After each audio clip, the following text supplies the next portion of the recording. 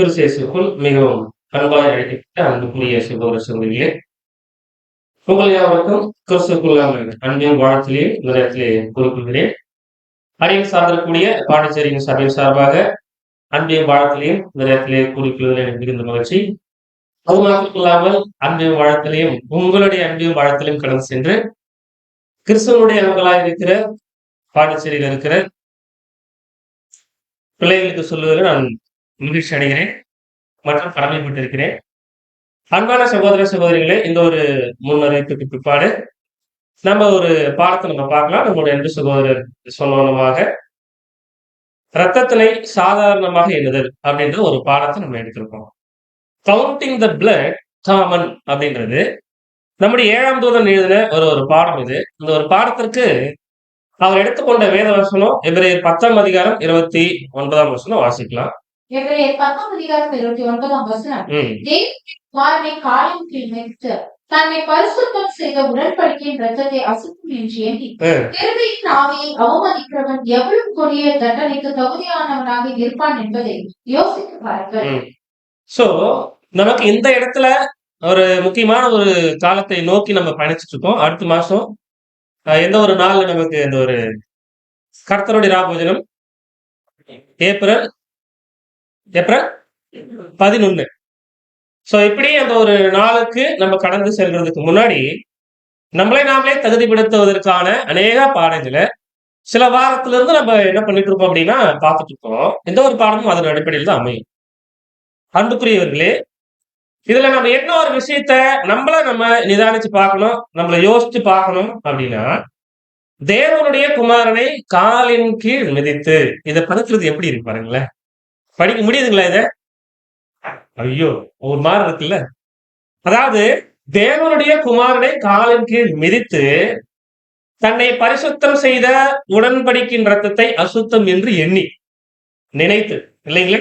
அப்போ நம்மள பரிசுத்தம் செய்த அந்த ஒரு உடன்படிக்கையுடைய ரத்தம் அதை என்ன பண்றாங்க அப்படின்னா அசுத்தம் அப்படின்னு சொல்லிட்டு நினைத்து கிருபையின் ஆவியை அவமதிக்கிறவன் எவ்வளவு கொடிய தண்டனைக்கு தகுதியானவனாய் இருப்பான். சோ அப்ப இந்த ஒரு கொடிய தண்டனைக்கு தகுதியா மாறணும் அப்படின்னா மேல இருக்கிற அந்த ஒரு சில இன்ஃபர்மேஷனை செஞ்ச அது போகணும். ஓகேங்களா? சோ கொடிய தண்டனையிலிருந்து நம்ம வெளியே வந்துடணும் அப்படின்னா மேல இருக்கிற விஷயங்களிலிருந்து நம்ம வெளியே வரணும். ஓகேங்களா? சோ இப்படி பார்க்கக்கூடிய சகோதர சகோதரிகளை இதை சில டிரான்ஸ்லேஷன் நம்ம படிச்சோம் அப்படின்னா திருவெளித்துல படிக்கலாம் பாருங்களேன். எப்படி என்றால் கடவுளுடைய மகனையே காலால் மிதித்தவர் தம்மை தூய்மைப்படுத்திய உடன்படிக்கையின் ரத்தத்தையே தீட்டு என்று கருதியவர். தம்மை தூய்மைப்படுத்திய உடன்படிக்கையின் ரத்தம் இதை தீட்டு அப்படின்னு சொல்லிட்டு நினைச்சவரு அவள் தரும் ஆவியையே பழித்தவர் எத்தனை கொடிய தண்டனையை பெற வேண்டியவர் என்பதை எண்ணி பாருங்கள். அப்படின்னா நம்ம கையில வச்சுக்கிற வேதமும் சரி, திருவெளியம் அந்த ஒரு டிரான்ஸ்லேஷன் எடுத்து பார்த்தாலும் ஒரே டிரான்ஸ்லேஷன் தான், எந்த மாற்றமும் இல்லை, இல்லைங்களா? சோ இப்படி பார்க்கும் பொழுது கேஜே பேசலாம் படிச்சோம் அப்படின்னா ஆஃப் ஹவு மச் சாரர் பனிஷ்மெண்ட், கொடிய தண்டனை, இல்லைங்களா? தண்டனை அப்படின்னு ஒண்ணு இருக்கு, கொடிய தண்டனைன்னு ஒண்ணு இருக்கு. கண்டிப்பா அப்படிதான் இருக்கணும், இல்லைங்களா? சோ யார் தேவனுடைய குமாரனை காலின் கீழ் மிதிக்கிறவங்க தன்னை பரிசுத்தம் செய்த உடன்படிக்கையின் ரத்தத்தை அசுத்தம் அப்படின்னு சொல்லிட்டு நினைக்கிறவங்க, இல்லைங்களா? கிருபையின் ஆவிய அது வீண் என்று பழித்தவர்கள், இவனுக்கு என்ன ஒரு பனிஷ்மெண்ட் வரும் அப்படின்னு பார்க்கும் பொழுது ஒரு கொடிய தண்டனை, இல்லைங்களா? அந்த கொடிய தண்டனைக்கு நம்ம அந்த சாரர் பனிஷ்மெண்ட் அப்படின்னு பாருங்களேன். அப்போ இங்கிலீஷ்ல சாரர் அப்படின்னு கொடுக்கப்பட்டிருக்கு. அது என்ன அப்படின்னு பார்க்கும் பொழுது ஒரு புண்ணு. ஓகேங்களா? அப்ப இது மேல லிட்டரலா இருக்கிற ஒரு விஷயத்தை குறித்து நாங்க பேசுறாங்களா? அப்ப சரீரத்தின் மேல இருக்கிற ஒரு புண்ணு, அடினால வந்த காயம், அதனால ரத்தமா அப்படின்னு பார்த்தா கண்டிப்பா இல்லை. ஓகேங்களா? சோ அப்படின்னா அன்புக்குரிய சகோதர சகோதரிகளே, இந்த வசனத்தை நம்ம கொஞ்சம் உற்று கவனிக்கும் பொழுது என்னென்ன இதுக்குள்ள இருக்கு அப்படின்னு பார்த்தோம்னா, தன்னை பரிசுத்தம் செய்த உடன்படிக்கையின் ரத்தத்தை அசுத்தம் என்று எண்ணி, இந்த ஒரு பாயிண்ட்ல நம்ம சப்ஜெக்ட்ல கொடுக்கலாம். ஓகேங்களா? சோ அப்படின்னா இங்க ஒரு வார்த்தையை நம்ம விட்டு நோக்குறோம். என்ன அப்படின்னு பார்க்கும்போது உடன்படிக்கை அப்படின்ற ஒரு விஷயம். ஓகேங்களா? அப்படின்னா இந்த ஒரு வசனம் சபையாய் தெரிந்து கொள்ளப்பட்ட ஜனங்களாய் நமக்கா, இப்ப நாம மாத்திரம் தான் உடன்படிக்கை எடுத்திருக்கோமா தேவன் கிட்ட? வேற எடுக்கலையா? நீங்க எப்படி யோசிச்சீங்கன்னா நான் என்ன பண்றது? நாம மாத்திரம் தான் உடன்படிக்கை எடுத்திருக்கோமா? வேற யாரும் உடன்படிக்கை எடுக்கலையா? எடுத்திருக்காங்க. எஸ். இல்லைங்களா? சோ நாம ஒரு புது சிருஷ்டியாய் மாறுவதற்கு நல் மனசாட்சியின் உடன்படிக்கை என்ன பண்றோம்? எடுத்திருக்கோம். That is very different. ஆனா தேவன் அவர் ஏற்படுத்தி வச்சிருக்கிற மிக பெரியதான திட்டத்துல தேவனோடு என்ன பண்ணிருக்காங்க அப்படின்னா, இஸ்ரேல் ஜனங்கள் ஒரு உடன்படிக்கையை செஞ்சிருக்காங்க. இல்லைங்களா? சோ எப்படிப்பட்டதான ஒரு உடன்படிக்கை அப்படின்னு பார்க்கும்போது, கண்டிப்பா நியாயப்பிரமாணங்களை நாங்க என்ன பண்ணுவோம்? கடைபிடிப்போம் அப்படின்ற ஒரு உடன்படிக்கை இல்லைங்களா? ரைட் அப்படின்னு பார்க்கும்பொழுது, இந்த ஒரு வசனம் அவங்களுக்கு பொருந்துமா? அவங்களுக்கு பொருந்துமா? சோ ஒரே ஒரு வார்த்தை தான், நம்ம கவனன்ட் அப்படின்ற ஒரு வார்த்தை இல்லைங்களா? உடன்படிக்கை, ஒப்பந்தம் அப்படின்ற ஒரு வார்த்தை தான். வேற ஒண்ணு இது, வேற ஒண்ணும் இல்ல. இது ஒரு பாயிண்ட். அது மட்டும் எடுத்துட்டு நம்ம போவோம். ஓகேங்களா? சோ அப்படின்னா இந்த ஒரு வசனத்தை குறித்து நம்ம படிக்கும் பொழுது கண்டிப்பா இஸ்ரேல் ஜனங்களுக்கு அவர்களுக்கு நியாயப்பிரமாணங்கள் எல்லாமே கொடுக்கப்பட்டதன் காரணம் என்ன அப்படின்னு பார்த்தோம்னா, தேவனுடைய தெய்வீக திட்டத்துல ஆபிரகாமுடைய சந்ததி இவர்களுக்குள்ளதான் என்ன இருக்கு அப்படின்னு பார்க்கும்பொழுது எல்லா வாக்கு தத்தங்களும் இவர்கள் தான். அதுக்கு உரிமைக்காரர்கள் பார்த்தோம்னா இவர்கள் தான் ஜீவனை பெறணும் அப்படின்னு சொல்லிட்டு என்ன பண்ணார் அப்படின்னு பார்க்கும்பொழுது அநேக நியாயப்பிரமாணங்களை கொடுத்து இதை நீங்க என்ன பண்ணணும்? கடைபிடிக்கணும். இல்லைங்களா? கடைபிடிச்சு என்ன நடக்கும்? ஜீவன். இல்லைங்களா? யார் கொடுத்தாங்க ஜீவன்? தேவன் கொடுப்பாரு. இல்லைங்களா? சோ நீங்க சொன்ன பதில் ரைட்டு. இந்த நியாயப்பிரமாணங்களை எல்லாரும் இல்ல யாராவது ஒருத்தர் கடைபிடிச்சிட்டு தான் வேணாம். கண்டிப்பா அந்த நியாயப்பிரமாணமே என்ன செஞ்சிருக்கோம் உங்களுக்கு? வசனம் அப்படிதான் இருக்கு. அதுவே என்ன பண்ணும் அப்படின்னா உங்களுக்கு ஜீவன் கொடுக்கும். சோ அந்த நியாயப்பிரமாணம் யாருடையது அப்படின்னு பார்க்கும்பொழுது தேவனுடைய ஒரு விஷயம். சோ அவர் கொடுத்த வார்த்தைகள். இல்லைங்களா? இப்படி பார்க்கும்பொழுது அன்புக்குரிய சகோதர சகோதரிகளே, ஒருவேளை இஸ்ரேல் ஜனங்கள் இந்த ஒரு நியாயப்பிரமாணங்கள் அடிப்படையில் இருக்கிற விஷயங்களை கடைபிடிச்சு இருந்திருந்தாங்கன்னா அவங்களுக்கு ஜீவன் கிடைச்சிருக்கும். அந்த ஜீவனை வாங்கி கொண்டு இவங்க என்ன பண்ணிருப்பாங்க? இல்லைங்களா? சோ யாராலையும் ஜீவன் வாங்க முடியாதுன்றது தேவ திட்டம். அது எந்த ஒரு மாற்று கருத்து கிடையாது. சோ யாரும் வாங்க முடியாது அப்படின்ற ஒரு நோக்கத்தோடு தான் என்ன பண்றாருன்னா தேவன் இப்படிப்பட்ட ஏற்பாடு செஞ்சு வச்சிருந்தார். ஓகேங்களா? ஒருவேளை யாராவது அந்த ஒரு ஜீவனை பெற்றுக்கொண்டாங்க அப்படின்னா அந்த ஜீவன் அப்படின்ற ஒரு விஷயம் அவங்களுக்குள்ள இருக்கும். சோ அதை வச்சுட்டு அவங்க என்ன பண்ணணும் அப்படின்னு பார்க்கும்பொழுது போயிட்டே இருக்கணும் நித்திய ஜீவனை வாங்குறது. சோ அது அப்படி அப்படி ஆயிடுச்சு அப்படின்னா எல்லாரும் நியாயப்பிரமாணத்தை கடைபிடிச்சாதான் ஜீவனை பெற மாதிரி இருக்கும். அதுக்கு ஒரு எக்ஸாம்பிள் இவர் தான் அப்படின்னு சொல்ற மாதிரி இருக்கும். தேவ சித்தம் இல்ல. ஓகேங்களா? அதனால யாராலையும் கடைபிடிக்க முடியாது அப்படின்றதுனாலதான் எப்பேற்பட்ட ஒரு காரியங்களை என்ன பண்ணார் அப்படின்னு பார்க்கும்போது தேவன் வச்சார். ஓகேங்களா? சோ இப்படிப்பட்ட நியாயப்பிரமாணங்களை கடைபிடிக்கல அப்படின்னா இல்லைன்னா ஒருவேளை நம்ம எப்படி புரிஞ்சுப்போம்? நம்முடைய ஆண்டவராகிய இயேசு கிறிஸ்துவ அவர் ரத்தம் சிந்த வைக்கிறதுக்கு காரணம் யாரால இருந்தது? இஸ்ரேல் ஜனங்கள். சோ யூதர்கள். இல்லைங்களா? அப்ப தன்னுடைய சகோதரன் ஆண்டவராகிய இயேசு கிறிஸ்து என்ன செஞ்சிருக்காங்க அப்படின்னு பார்க்கும்பொழுது அவருடைய வார்த்தைகள் அது வாங்கினா ஜீவன் பெறுவோம் அப்படின்னு யாராவது நினைச்சாங்களா? அப்போஸ்தலர்கள் சீஷர்களை தவிர. இல்லைங்களா? என்னெல்லாம் பேசுறாரோ எல்லாமே அவர்களுக்கு என்னவா இருக்கு அப்படின்னு பார்க்கும்பொழுது எதிராதான் இருக்கு. இவங்க யாரும் இயேசு கிறிஸ்துடைய வார்த்தைகளுக்கு என்ன கொடுக்கலன்னா ஒரு வேல்யூ கொடுக்கல, ஒரு மதிப்பு கொடுக்கல. இப்படிப்பட்ட ஜனங்களாக என்ன பண்ணாங்க அப்படின்னு பார்க்கும்பொழுது இருந்தாங்க. ஆனாலும் அப்படி இருக்கும் பொழுது ஏன் இயேசு கிறிஸ்து என்ன பண்ணாங்க அப்படின்னா இவ்வளவு டார்ச்சர் பண்ணி பிரஜாதிகள் கிட்ட அவர் அதாவது ஒப்பு கொடுக்கப்பட்டு அவர் இவ்வளவு கஷ்டப்பட்டு இந்த மாதிரி வர ஒரு விஷயம் இதனால யூதர்களுக்கு என்ன பனிஷ்மெண்ட் ஆச்சு? பாருங்க, ரெண்டு விஷயம். ஒண்ணு நியாயப்பிரமாணங்களை கடைபிடிக்கணும்.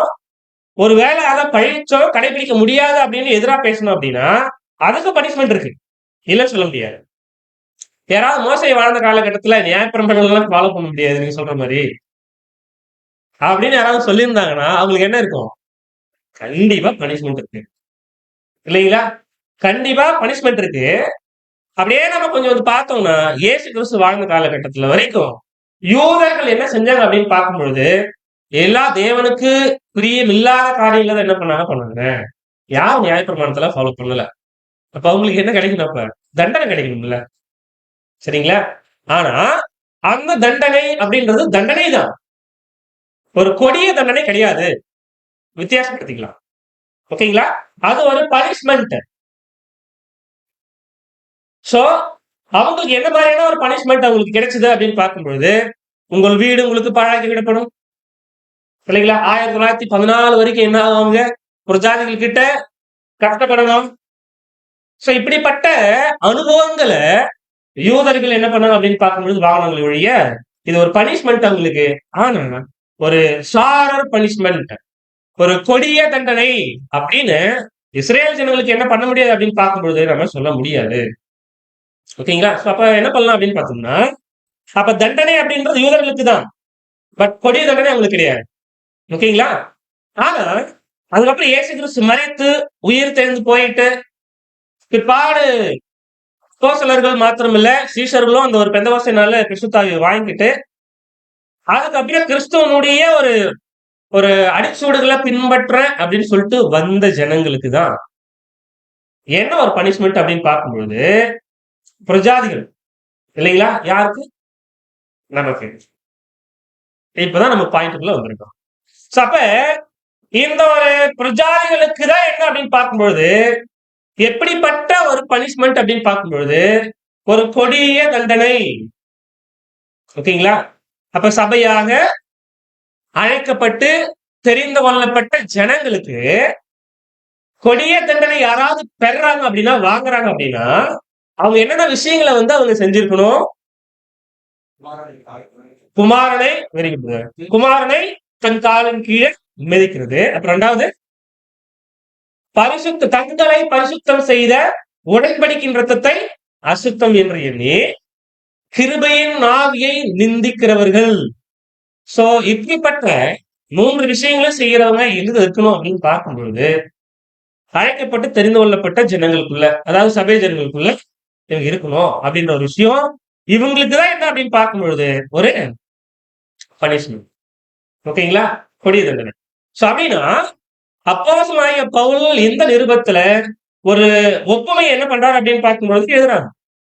என்ன ஒப்புமை அப்படின்னு பார்க்கும்போது மோசே அவருடைய நியாயப்பிரமாணத்தை கடைபிடிச்சாங்க அப்படின்னா கண்டிப்பா அவங்க என்ன பண்ணுவாங்க? ஜீவன் நோக்கி போவாங்க. ஒருவேளை கடைபிடிக்கல அப்படின்னு பார்க்கும்போது அவங்களுக்கு பனிஷ்மெண்ட் இருக்கு. ஆனா நிஜமான மோசே இருக்காருல்ல, அவர் யாரு? இயேசு கிறிஸ்து, இல்லைங்களா? சோ அப்ப ஆனா இயேசு கிறிஸ்து அவருடைய மேலான பிரமாணத்தை யாரெல்லாம் வந்து கடைபிடிக்காம யாரெல்லாம் வந்து ஒரு இழிவா அப்படி எல்லாம் பண்ணுகிறாங்களோ அவர்களுக்கு தான் என்ன கிடைக்கும் அப்படின்னு பார்க்கும்பொழுது ஒரு மிகப்பெரிய பனிஷ்மெண்ட் இருக்கும் அப்படின்னு சொல்லிட்டு நம்ம என்ன பண்றோம்? இந்த ஒரு வசனத்துல பாக்குறோம், ஓகேங்களா? இதை வாசிக்கலாம் பாருங்களேன். மோசே நிலையான நியாயமான உடன்படிக்கையின் வாயிலாக ஏற்படுத்தப்பட்ட மற்றும் நிறுவப்பட்டதான ஏற்பாடுகளையும் இழிவாக கருதுபவன் பாருங்களேன். அப்படின்னா நிழலாக சொல்லப்பட்ட விஷயங்கள்ல ஏதாவது நியாயப்பிரமாணங்கள்ல அதாவது தவறு மீறுறாங்க அப்படின்னா இல்ல அப்படின்னா நியாயப்பிரமாணங்களையும் அவர்களுடைய தேவன் கொடுத்த ஏற்பாடுகளையும் இழிவா கருதுறாங்க அப்படின்னா நினைக்கிறாங்க அப்படின்னா கண்டிப்பா அவங்களுக்கு ஒரு ஆக்கினை இருக்கு, ஓகேங்களா? ஒருவேளை கல்லால் அடிச்சு கூட சாகடிக்கலாம், இல்லைங்களா? கல்லால் அடிச்சு கூட சாகடிக்கலாம். நியாயப்பிரமாணத்துல சொல்லப்பட்ட ஓய்வு நாள்ல எந்த வேலையும் செய்யக்கூடாதுன்னா செய்யாம இருக்கணும். அப்படி செஞ்சா பனிஷ்மெண்ட் இருக்கு. ஓகே, இவ்வளவுதான், ஓகேங்களா? சோ அப்போ மோசே அவர் எழுதின நியாயப்பிரமாணங்களை கடைபிடிக்காதனாலையும் அதை இழிவாய் கருதுபவனுக்கும் கிடைக்கிற பனிஷ்மெண்ட் அவர்களுக்கான மரணம், அவ்வளவுதான். ஒரு சரீர ரீதியா ஒரு மரணம் கிடைக்கும். ஆனா அன்பான சகோதர சகோதரிகளே, இந்த இடத்துல நம்ம பார்க்கிறோம், நிஜமான மோசே ஆண்டவராக இயேசு கிறிஸ்து அவர் ஏற்படுத்தி வச்சிருக்கிற ஒரு விஷயங்கள், சட்டம் கூட சொல்லலாம், பிரமாணங்கள் கூட அப்படின்னு சொல்லலாம் இல்லைங்களா?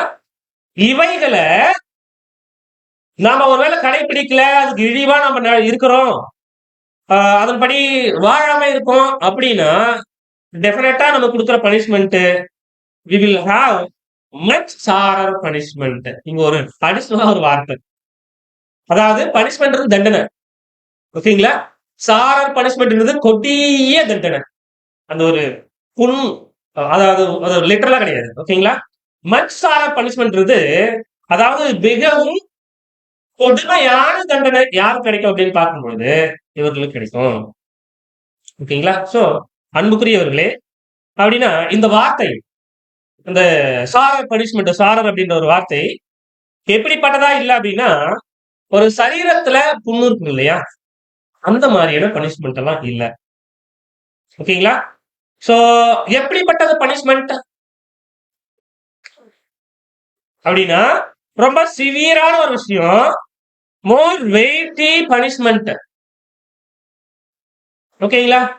அதாவது மிக மோசமான, ரொம்ப கொடுமையான ஒரு பனிஷ்மெண்ட் யாருக்கு அப்படின்னு பார்க்கும்பொழுது அழைக்கப்பட்டு தெரிந்து கொள்ளப்பட்ட ஜனங்களாகிய நமக்கு,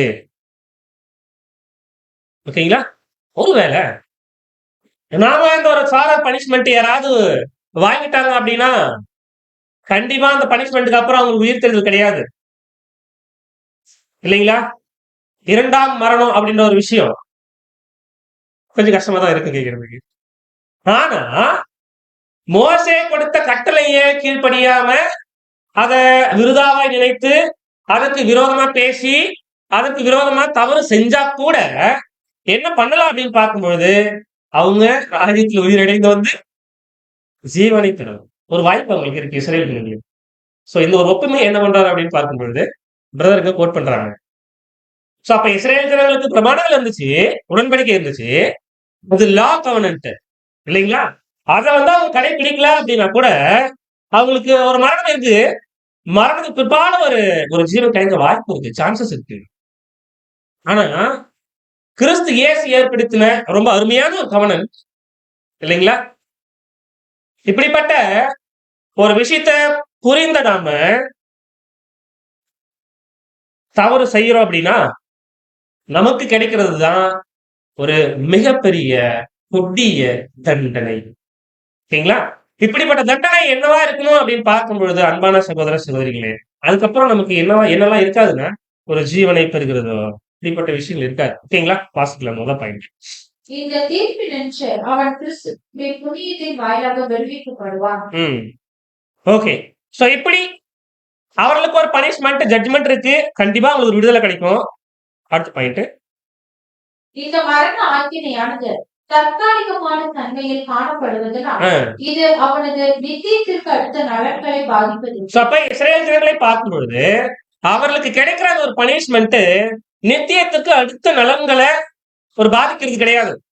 கண்டிப்பா உங்களுக்கு என்ன இருக்கும் அப்படின்னு பார்க்கும் பொழுது ஜீவனை பெறுவதற்கான சான்சஸ் ரொம்ப ரொம்ப அதிகம். சோ இங்கதான் என்ன பண்றாருன்னா இந்த ஆக்கினைகளை பொறுத்தளவுக்கு 2 ஆக்கினைகளா என்ன பண்றாரு அப்படின்னு பார்க்கும்போது பிரதர் இங்க டிஃபரன்ஷியேட் பண்றாங்க. ஒண்ணு, யூதர்களுக்கு கிடைக்க வேண்டிய ஒரு தண்டனை, இதை நம்ம கொடிய தண்டனை சொல்ல முடியாது, ஓகேங்களா? அந்த தண்டனைக்கு பிற்பாடு கூட அவங்களுக்கு ஜீவனை கிடைக்கிறது சான்சஸ் ரொம்ப பிரைட்.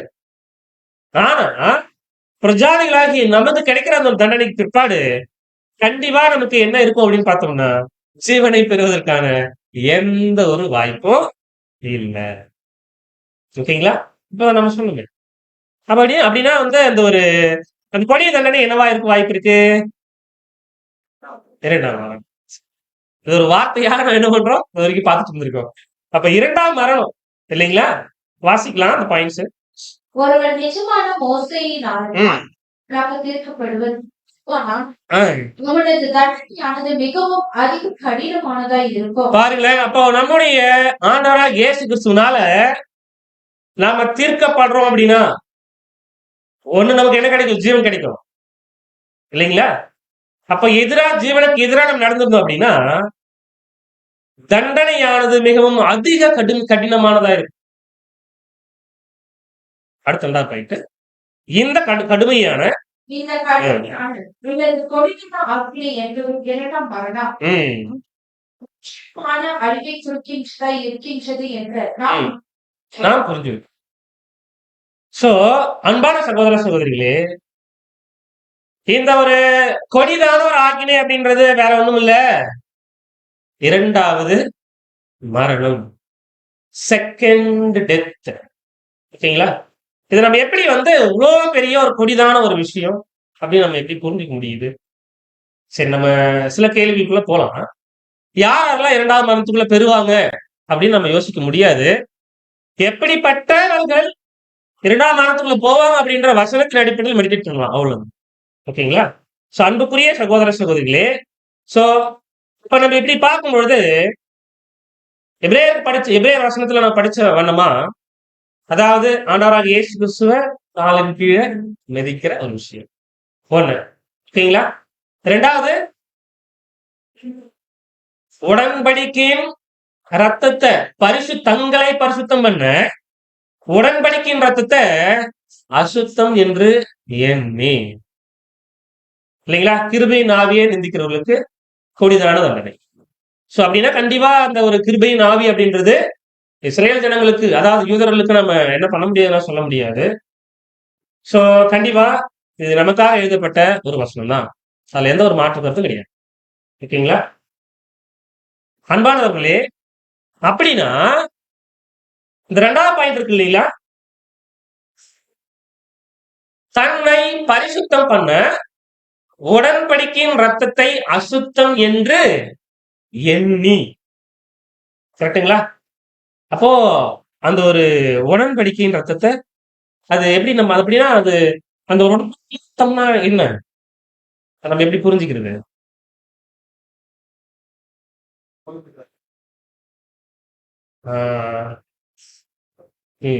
இல்ல, நல்மனசாட்சி உடன்படிக்கை. நீங்க என்ன ஒரு பாயிண்ட் அடிஷனலா வருது அப்படின்னா, ஓகே, அதோட இனிஷியல் பாயிண்ட் நீங்க சொல்றீங்க, கரெக்ட். ஜீவனை கொடுக்கிறது. சோ அப்படின்னா இந்த ஒரு உடன்படிக்கை அப்படின்றது அதாவது ஆண்டவராகிய இயேசு கிறிஸ்து சில விஷயங்கள்ல ரொம்ப தெளிவா அழகா பேசியிருக்காரு வசனம். ஓகேங்களா? சோ அப்ப வேதத்துல எத்தனை உடன்படிக்கைகள் இருக்கு அப்படின்னு பார்த்தோம்னா நம்ம பார்த்திருப்போம். ஓகேங்களா? சோ அப்ப நமக்கும் இஸ்ரேல் ஜனங்களை மாத்திரம் எடுத்துட்டோம் அப்படின்னா என்னென்ன உடன்படிக்கை இருக்கு? அவங்களுக்கு லா கவர்னன்ட், நமக்கு அன்பின் பிரமாணம். ஓகேங்களா? கடைசியா ராஜ்யத்துல ஒரு பாயிண்ட்டுக்குள்ள ஒரு அப்ப புதிய உடன்படிக்கை. ஓகேங்களா? வேற ஒரு பாயிண்ட் கொடுக்குறாங்க இந்த இடத்துல என்ன அப்படின்னு பார்த்தோம்னா, தன்னை பரிசுத்தம் செய்த இந்த உடன்படிக்கையின் ரத்தத்தை அசுத்தம் என்று எண்ணி. ஓகேங்களா? அப்படின்னா இந்த ஒரு உடன்படிக்கையினுடைய ரத்தத்தை, அப்ப அந்த உடன்படிக்கை பிரதர் என்னன்னு இந்த இடத்துல கோட் பண்றார் அப்படின்னு பார்த்தோம்னா, சொல்லுங்க பாப்பா. இப்ப 3 கவர்னன்ட்ல எந்த கவர்னன்ட்டா இருக்க வாய்ப்பு இருக்கு? கேள்வி புரியுதுங்களா? 3 கவர்னன்ட் தான். ஒண்ணு லா கவர்னன்ட், தட் இஸ் இந்த முடிஞ்சிச்சு, அவ்வளவு விட்டுருவோம். 2 கவர்னன்ட் தான் இருக்கு. ஒண்ணு அன்பின் பிரமாணம், லவ் கவர்னன்ட்னு சொல்லலாம், இல்லைங்களா? அடுத்து நியூ கவர்னன்ட். இந்த 2 கவர்னன்ட்ல ஏதாவது ஒரு கவர்னன்ட் கண்டிப்பா இருக்கணும். புதிய அன்பின் பிரமாணம், புதிய பிரமாணம். ஓகேங்களா? அதாவது நியூ கவர்னன்ட், புதிய உடன்படிக்கை. ஓகேங்களா? அன்புக்குரிய சகோதர சகோதரிகளே, நாம இந்த இடத்துல என்ன ஒரு விஷயத்தை புரிஞ்சுக்கணும் அப்படின்னு பார்க்கும் பொழுது, இங்க சொல்லப்பட்ட அந்த உடன்படிக்கை தன்னை பரிசுத்தம் செய்த ரத்தம், அதாவது உடன்படிக்கையின் ரத்தம் அப்படின்றது அன்பின் பிரமாணமா இருக்காது. என்ன ஒரு பிரமாணம் வாசிக்கலாம் பாருங்க. ஒருவன் கிறிஸ்து மூலமான உடன்படிக்கையின் ஏற்பாட்டினுடைய பண்ணுவானால், சோ அப்ப ஒரே ஒரு விஷயத்தை நம்ம இந்த இடத்துல பார்த்திருக்கோம். அப்ப என்னுடைய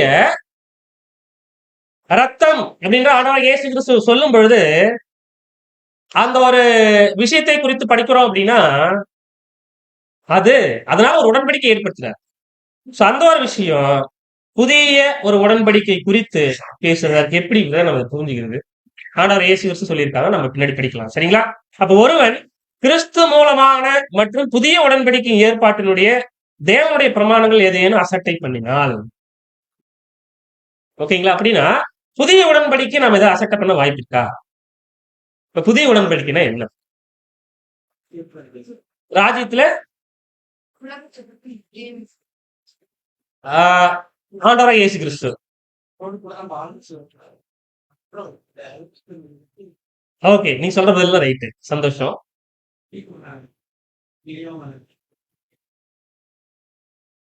ஓகே, ரத்தம் மாம்சம், சரி, ரைட்டு. அப்படி ஓகே, அது ஒரு உடன்படிக்கை. ஓகே, இப்ப நாம நல்மனசாட்சி உடன்படிக்கை எடுத்திருக்கோம் இல்லைங்களா? சோ அது வேற.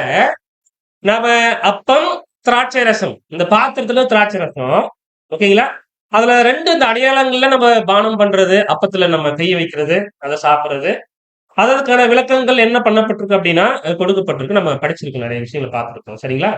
ஆனால் இந்த ஒரு விஷயம் நம்ம குறித்து பார்க்கும் பொழுது இந்த இடத்துல ஒரு கவனத்தை குறித்து இங்க அப்போஸ்தலன் பவுல் எபிரேயர் 10ஆம் அதிகாரத்துல அவர் எழுதும் பொழுது அந்த ஒரு கவனன்ட் உடன்படிக்கை அப்படின்றது என்னன்னா புதிய உடன்படிக்கையின் ஒரு ஏற்பாடு, புதிய உடன்படிக்கை.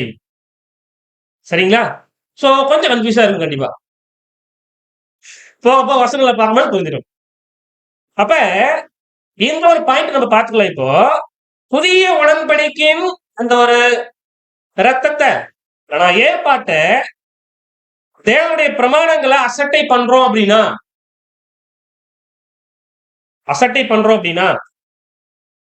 கண்டிப்பா இந்த மாதிரி அசட்டை பண்ணுகிற ஜனங்கள் எங்க போவாங்க அப்படின்னு பார்க்கும்பொழுது இரண்டாம் மரணத்துக்குள்ள போவாங்க. ஓகேங்களா? அப்படின்னா புதிய உடன்படிக்கை ரத்தத்தை நம்ம எப்படி அசட்டை பண்ணுவோம்? புதிய உடன்படிக்கைக்குரிய ரத்தத்தை நாம் எப்படி அசட்டை பண்ணுவோம்? சோ அப்ப அந்த ஒரு பாத்திரத்துல நம்ம போய் அந்த ஒரு கையை வைத்து அதுல பானம் பண்றதுக்கு முன்னாடி, ஓகேங்களா, நம்ம அதை எப்படி நினைக்கணும், அது எப்படிப்பட்ட ஒரு விஷயம் நம்ம யோசிக்கணும் இல்லைங்களா? எப்படிப்பட்ட காரியங்களை நம்ம என்ன பண்ணணும் அப்படின்னு பார்க்கும்போது முதல்ல தெரிஞ்சுக்கிட்டு அதுல போய் கை வைக்கணும் அன்பானவர்களே, இல்லைங்களா? சோ நம்ம அநேக பாடங்களை பார்த்திருந்தாலும் இதுல சில பாயிண்ட்ஸ் கொஞ்சம் வித்தியாசமா பிரதர் எழுதிருந்தாங்க இந்த ரீப்ரிண்ட்ல. சோ அப்படின்னா இந்த ஒரு புது உடன்படிக்கையின் ரத்தத்தை அசுத்தம் என்று எண்ணி யாராவது இந்த பூமியில இருந்தாங்களா? சிரேசவலை விட்டுருங்க.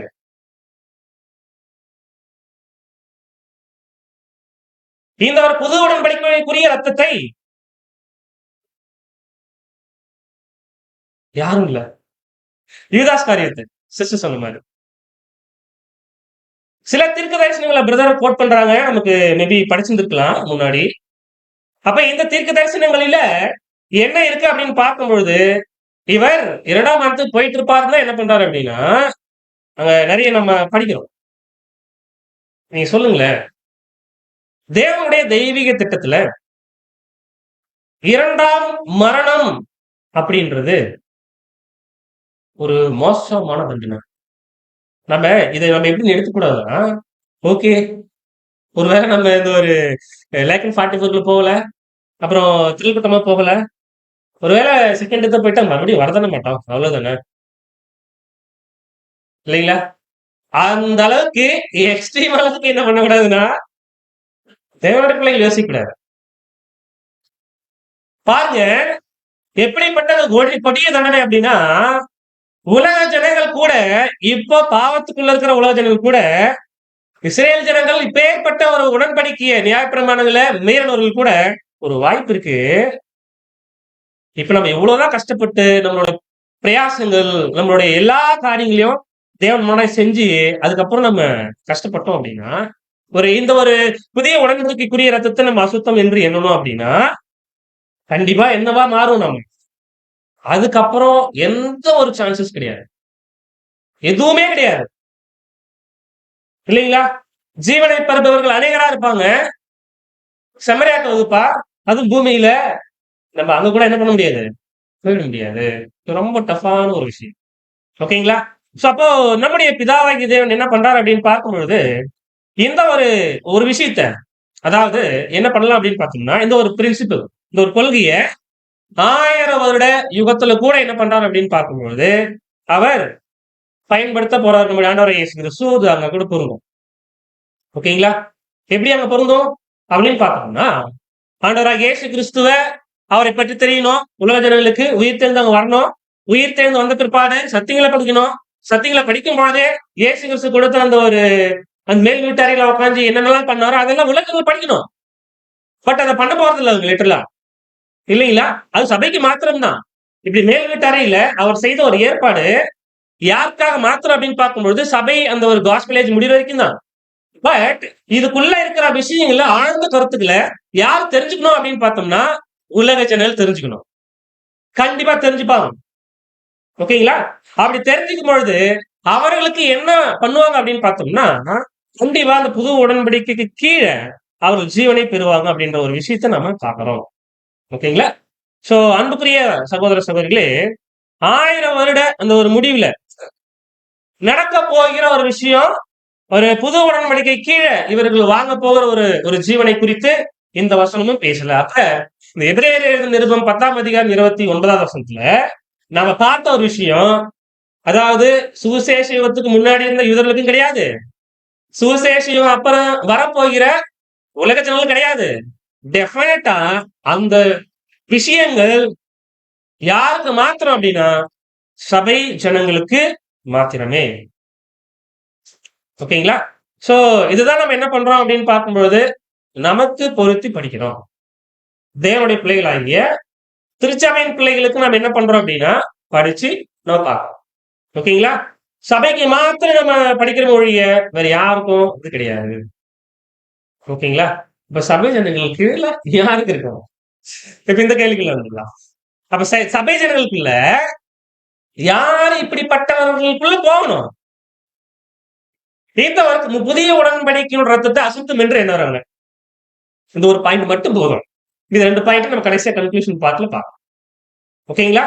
சோ அப்ப இப்படிப்பட்ட திருச்சபையின் பிள்ளைகள் தன்னை ஒப்பு கொடுத்து, அதாவது ஆர் பிளேன்ல இருந்தவர்கள் என் பிளேனுக்கு போயிட்டு இந்த என் பிளேன்ல இருந்து எங்க போகணும் அப்படின்னு பார்த்தோம்னா ஆவியினால ஜனிப்பிக்கப்பட்ட நிலைமைக்கு போகணும்.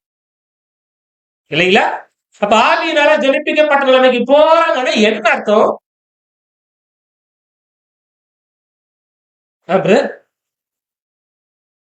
சபை வாய்ப்புக்குள்ள போயிட்டாங்கன்னு சொல்ல முடியாது, போயிட்டு இருக்காங்கன்னு சொல்றாங்க. வெரி குட், போயிட்டு இருக்காங்க. ஓகேங்களா? இதுதான். அதாவது இல்லைன்னா எப்படிப்பட்ட மனசுடையவங்க, எப்படிப்பட்ட சிந்தை உடையவர்கள் எம் பிளேன் போவாங்க?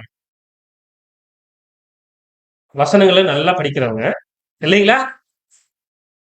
கிறிஸ்துவனுடைய சிந்தைக்கு நம்முடைய சிந்தையை ஒப்பிட்ட பாக்குற அளவுக்கு என்ன பண்றவங்க அப்படின்னா போறவங்க, இல்லைங்களா?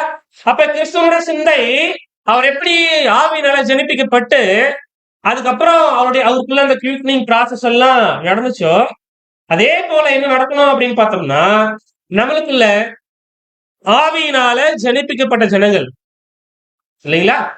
சோ அப்ப வசனம் விருப்பம் ஜனிப்பிக்கப்படுதல் பார்த்துக்கணும், இல்லைங்களா? வசனம் விருப்பம் 2 பாயிண்ட் வச்சுட்டு தேவனால, அதாவது அவருடைய ஆவியினால ஜனிப்பிக்கப்பட்டு அவருடைய ஓட்டத்துல தெளிவா நீதினா என்ன, அன்புனா என்ன, ஓகேங்களா? ரெண்டுத்துக்குள்ள வித்தியாசம் என்ன, பொன்னான பிரமாணம்னா என்ன, அந்த பொன்னான பிரமாணத்தை நம்ம எப்படி பயன்படுத்துறது, இப்படிப்பட்ட ஜனங்கள் எங்க இருப்பாங்க அப்படின்னு பார்த்தோம்னா அந்த எம்பிளேல இருப்பாங்க, ஆவியினால ஜனிப்பிக்கப்பட்டிருப்பாங்க.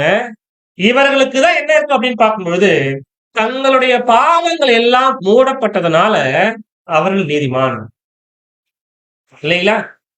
அது மாத்திரம் இல்ல, ரோமர் 12ஆம் அதிகாரம் 1-2 வசனங்களை நம்ம படிக்கிறோம், இல்லைங்களா? ஜீவ பலியாக தங்களை ஒப்பு கொடுக்கப்பட்ட ஜனங்கள்.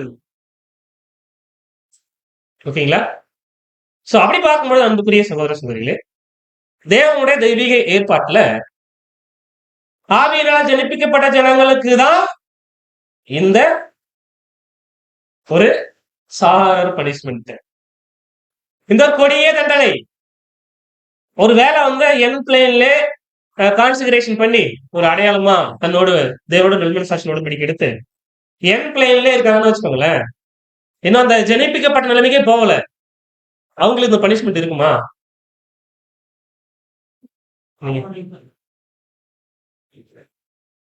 என் பிளேன்ல தான் இருக்காங்க ஆக்சுவலி அப்படின்னு வச்சுக்கோ.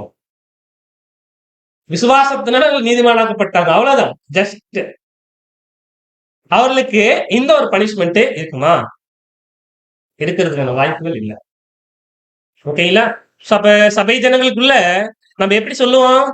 ஒண்ணு லேக்கன் 44 இருப்பாங்க, இந்த வகுப்பார் இருப்பாங்க, திரள் கூட்ட வகுப்பார் இருப்பாங்க, செகண்ட் வகுப்பார் இருப்பான்னு சொல்லுவோம் இல்லைங்களா? அது போல கான்சிகரேட் பண்ணி வந்தாலும் அவங்களுடைய கான்சிகரேஷன் வந்து இந்த ஃபுல்லி கான்சிகரேஷனுக்குள்ள வந்திருக்காங்களா, இல்ல எம் பிளேனுக்கு போயிருக்காங்களா, எம் பிளேன் இருக்காங்களா அப்படின்ற ஒரு விஷயம் அது அவங்களுக்கு உரியது. அது அவங்களுக்கு தெரியும். ஒருவேளை அவங்களுக்கு தெரியலனா கூட தேவன் கரெக்டா என்ன பண்ணுவார் அப்படின்னு பார்க்கும்போது பார்ப்போம். ஓகேங்களா? சோ அப்படி இருக்கிற ஜனங்கள் என்ன செய்வாங்கன்னா, கண்டிப்பா எம் பிளேன்ல எடுத்துட மாட்டாங்க. நம்ம அப்படி நம்ம சொல்ற முடியாது இல்லைங்களா? அப்ப எங்க வருவாங்க? எம் பிளேனுக்கு எல்லாரும் வந்து நிற்போம். பாவினால ஜனிப்பிக்கப்பட்ட நிலைமைக்கு எல்லாரும் வந்து நிற்போம். பாவினால ஜனிப்பிக்கப்பட்ட நிலை எல்லாரும் வந்து நிற்கும் பொழுது அதுக்கப்புறம் தான் நாம செய்யற தவறுகள் வந்து என்ன தவறுகளா மாறும் அப்படின்னா அது கொடிய தண்டனையா மாறும். வாசிக்கலாம் பாருங்க. கிறிஸ்து மூலமாய் தேவன் அருளியுள்ளதான கிருபைகள் மற்றும் ஏற்பாடுகள் குறித்த அறிவிற்குள் ஒருவன் வந்த பிற்பாடு அப்படின்னா இவர்கள் தான் யாரு? ஆவியினால ஜனிப்பிக்கப்பட்ட ஜனங்கள் இல்லைங்களா? அப்போ எல்லா கிருபைகளையும் எல்லா வசனங்களையும் வாங்கி அவருடைய தெய்வீக திட்டத்துல இருக்கிற அந்த ஏற்பாட்டுக்குள்ள இருக்கிற எல்லா இன்ஃபர்மேஷனையும் அவர் கடைபிடிக்கணும்னு சொல்லிட்டு வந்து கடைபிடிச்சுட்டு இருப்பாங்க இல்லைங்களா? இப்படி இருந்த பிற்பாடு அப்புறம் வாசிக்கலாம். அவன் அவைகளை பெரிதாய் எடுத்துக்கொள்ள இப்போதான் இந்த பாயிண்ட் நம்ம பாக்குறோம். அப்படின்னா இப்பேற்பட்ட மகத்துவத்தை தெரிந்த ஜனங்கள் தான் இவங்க. அப்படியே என்னவும் தெரிஞ்சிருப்பாங்க தெரியுங்களா? அப்ப கர்த்தருடைய சரீரம் என்று எண்ணப்படுகிற அந்த ஒரு அப்பம் எப்படிப்பட்டதா இருக்கு, அதுக்கான விளக்கம் என்ன, அதுக்குள்ள நமக்கு ஏதாவது இருக்கா, அதை பத்தின கிளியரான விஷயம் உங்களுக்கு தெரியும். அவருடைய ரத்தம், அதாவது ரத்தம் என்ற திராட்சை ரசத்துக்குள்ள கூட அதை பற்றின நாலேஜ் எல்லாமே கிளியரா உங்களுக்கு தெரியும், எல்லாவற்றையும் தெரியும். ஆனா என்ன பண்ண மாட்டாங்க அப்படின்னா அது ஒரு பெருசா எடுத்துக்க மாட்டாங்க, ஒரு சீரியஸ் எடுக்க மாட்டாங்க. ஜஸ்ட் ஒரு பிரெட், ஜஸ்ட் ஒரு ஜூஸ், அவ்வளவுதானே இல்லைங்களா? சோ அன்புக்குரிய சகோதர சகோதரிகளே, பெரிதா எடுத்துக்கொள்ளாமலும் அடுத்த பாயிண்ட் அன்பை பரிமாற தவறுது இல்லைங்களா? அப்படின்னா இப்ப நம்ம ஃபுட் பரிமாறுவோம் இல்லைங்களா, என்ன பண்ணுவோம்? கையில ஃபுட் இருக்கும், எடுத்து ஒவ்வொருத்தங்களும் கொடுப்போம் இல்லைங்களா? அப்ப நம்மளுக்குள்ள அன்பு முதல்ல இருந்தாதான் என்ன செய்ய முடியும்? அதை கொடுக்க முடியும், சகோதர சகோதரர்களுக்கு காண்பிக்க முடியும் இல்லைங்களா? அப்போ அன்பை பரிமாற தவறின ஜனங்கள் தனக்கு உதவி புரியும் அந்த ஏற்பாடுகளுக்கு கீழ்ப்படிய தவறியும் இருப்பானால் அப்படின்னா இரண்டாம் மரணத்துக்குள் கடந்து செல்வார்கள். இது ரொம்ப, அதாவது இங்க சொல்லப்பட்ட இந்த பனிஷ்மெண்ட் இரண்டாம் மரணத்துக்கு போவாங்க அப்படின்னு பனிஷ்மெண்ட் பெரிய பனிஷ்மெண்ட். ஆனா மேல கொடுக்கப்பட்ட விஷயம் ஏதோ சிம்பிளா இருக்க மாதிரி இருக்கு பாருங்களேன் இல்லைங்களா? ரொம்ப பெருசா என்ன பண்ண மாட்டாங்க, அவங்க யோசிக்க மாட்டாங்க. அதுக்கப்புறம் அன்பை பரிமாறுவதற்கு என்ன பண்ணுவாங்க? தவறுவாங்க. தனக்கு உதவி செய்கிற தேவனுடைய தெய்வீக ஏற்பட்ட என்ன பண்ணுவாங்க அப்படின்னு பார்த்தோம்னா கீழ்ப்படிய மாட்டாங்க. சோ அப்ப அவருடைய கிருபையின் ஆவி இருக்கு இல்லையா? சோ இப்படிப்பட்ட அன்பை பரிமாற நம்ம தவறுறோம் அப்படின்னா அது மட்டும் கிடையாது, அவருடைய ஏற்பாடுகளை நம்ம வந்து பெரிசா எடுத்துக்கலாம் அப்படின்னா அந்த கிருபையினுடைய ஆவிய நமக்கு தெரியாம நம்ம நிந்தித்து கொண்டு இருக்கிறோம் இல்லைங்களா? சோ அன்புக்குரிய சகோதர சகோதரி, அப்ப இப்படிப்பட்டவங்க பாருங்களேன், அன்பை பரிமாற தவறுகிற ஒரு பாயிண்ட் ஒரு சிம்பிளான ஒரு விஷயமா நமக்கு தெரியுது இருக்குங்களா? என்னவோ மகானுவம், அப்போ அதை மட்டும் சொல்லிடலாம், நம்ம வேற மாதிரி புரிஞ்சுக்க கூடாது. எப்படி புரிஞ்சுக்க கூடாதுன்னா அன்பு காமிக்காததுனால இரண்டாம் மரத்துல போயிட்டாங்க நோ அப்படின்னு நம்ம யோசிக்க முடியாது. அன்பு காமிக்கவே இல்லைங்க, அதனால இரண்டாம் மரத்துக்குள்ள போயிடுவாங்கன்னு நம்ம யோசிக்க முடியாது. ஏன் அப்படின்னா இது மட்டும் கிடையாது, அதுக்கான ஒரு குவாலிபிகேஷன் இல்லை. செகண்ட் டெத்துக்குள்ள போறதுக்கு இது மட்டும் குவாலிபிகேஷன் இல்லை, அது நிறைய இருக்கு. ஓகேங்களா? அப்ப குறைவுகள் இருக்கும்பொழுது அது நிறைவு செய்து தான் நம்ம இருக்கணும் ஒழிய, பட் குறைவுகளோட சேர்ந்து நம்ம இருக்கிறது இல்லை. இல்லைங்களா? ஸோ அப்படி பார்க்கும் பொழுது, இப்ப அன்பை பரிமாற தவறுகிற ஜனங்கள். இது ரொம்ப முக்கியம் அன்பான சகோதர சகோதரிகளே இல்லைங்களா? ஒருவேளை நீங்க யோசிச்சு பார்க்கலாம், நம்ம யோசிச்சு பார்க்கலாம். ஆ ஆபிரகாம், ஈசாக்கு, யாக்கோபு இப்படிப்பட்ட ஜனங்கள். ஏன் நம்ம எசேக்கியேல் எடுத்துக்கலாம். இல்லைங்களா? ப்ராஃபஸி சொல்றதுக்கு எவ்வளோ கஷ்டப்பட்டுருக்காங்க. எவ்வளோ வேதனைப்பட்டுருக்காங்க. இவங்களுக்கெல்லாம் ஏன் எப்பேற்பட்ட மகத்துவமுள்ள ஒரு விஷயத்த தேவன் குடுக்கல? பாருங்க, ஆபிரகாம் அவருடைய வாழ்க்கையில எவ்வளோ வருடங்கள வந்து குடுத்திருக்காரு. மோசே 40 வருஷம் எவ்வளோ கஷ்டப்பட்டுருக்காரு. வனாந்தர பிரயாணத்த பார்க்கிறோம். இப்படி இவர்களுக்கே இல்லாத ஒரு வாய்ப்பு, ஒருவேளை தேவன்கிட்ட போயிட்டு இவங்க கேட்கறாங்கன்னு வச்சுக்கோங்களேன், தேவனே நீங்க பண்றது எப்படி இருக்கு? இப்படிதான் இருக்கு. அவங்களுக்கு அதாவது இவங்க போய் கேட்கறாங்க. இப்போ இப்போ வந்தவங்களுக்கு, நீங்க இவ்வளோ பெரிய விஷயத்த குடுக்குறீங்க. ஆனா, நாங்க முன்னாடி எப்படி இருந்தோம்? இவ்வளோ பண்ணோம் இல்லைங்களா? நீங்க தான் உங்கள விசுவாசிச்சோம். இவ்வளோ பெரிய காரியங்கள் நாங்க இருந்தாலும் எங்களுக்கு ஏன் அந்த ஒரு வாய்ப்பு இல்ல? அப்படின்னு அவங்க கேட்கும் பொழுது, என்னதான் சொல்லுவார் தேவன்? ஆபிரகாம் வந்து கேட்கிறாருன்னா, அதுல தப்பே கிடையாது. ஆபிரகாம் தேவன பார்த்து, "ஏன்பா உங்களுக்கு மட்டும் இவ்வளோ பெரிய மகிமை? நீங்க இருக்கிற நிலைமையே குடுக்குறீங்க. எங்களுக்கு ஏன் குடுக்க மாட்றீங்க?" அப்படின்னு கேட்டா, ஆபிரகாமுக்கு தேவன் குடுக்கிற பதில், "ஆபிரகாமே, நியாயமா தான் கேட்கிற. ஆனா சிஸ்டர் காணாமல் விசுவாசிச்சாங்க. ரைட்டு. ஓகே. காணாமல் விசுவாசிச்சாங்க. அது கண்டு விசுவாசிச்சாங்க. நம்ம காணாமல் விசுவாசிக்கிறோம். ரைட்டு. ஓகேங்களா? ஆனா, ஒரே ஒரு பாயிண்ட் நம்ம புரிஞ்சுக்கலாம். சகோதர அன்பு அப்படின்ற ஒரு விஷயத்துல நீங்க இசைந்தவர்களா? இல்ல. சோ அந்த ஏற்பாட்டுக்குள்ள நீங்க வரல. பாருங்களேன், இப்ப சகோதர அன்பு அப்படின்ற ஒரு விஷயம், ஒரு சாதாரண ஒரு விஷயம் இல்ல. இல்லைங்களா? இப்ப எப்படி வந்து ஒரு ஒரு ஸ்வீட் இருக்கு. நமக்கு தெரிஞ்ச ஸ்வீட் இருக்கு. அதாவது மனசுல பேர் என்ன நெனச்சுக்கலாம். அத எப்படி நம்ம டேஸ்ட் பண்ணுவோம். அணு அணுவா டேஸ்ட் பண்ணுவோம். எவ்வளவு சுவையா இருக்கு. அ இவ்வளவு நல்லா இருக்கு. இந்த மாரி ஸ்வீட் நான் வாழ்க்கையிலே சாப்பிட்டது இல்லைங்க அப்படின்னு. ஒரே எக்ஸாம்பிள்க்கு இல்ல இதுல ஏதோ ஒரு ஒரு சாப்பாடு வாட் எவர் இட் இஸ் இல்லைங்களா? சோ, இப்படி நம்ம எப்படி அணு அணுவா டேஸ்ட் பண்றோமோ, நம்மள சரீரத்துக்கு இந்த ஒரு மாம்ச சிந்தைக்கு ஒரு திருப்தி குடுக்குறதுக்கு. இல்லைங்களா?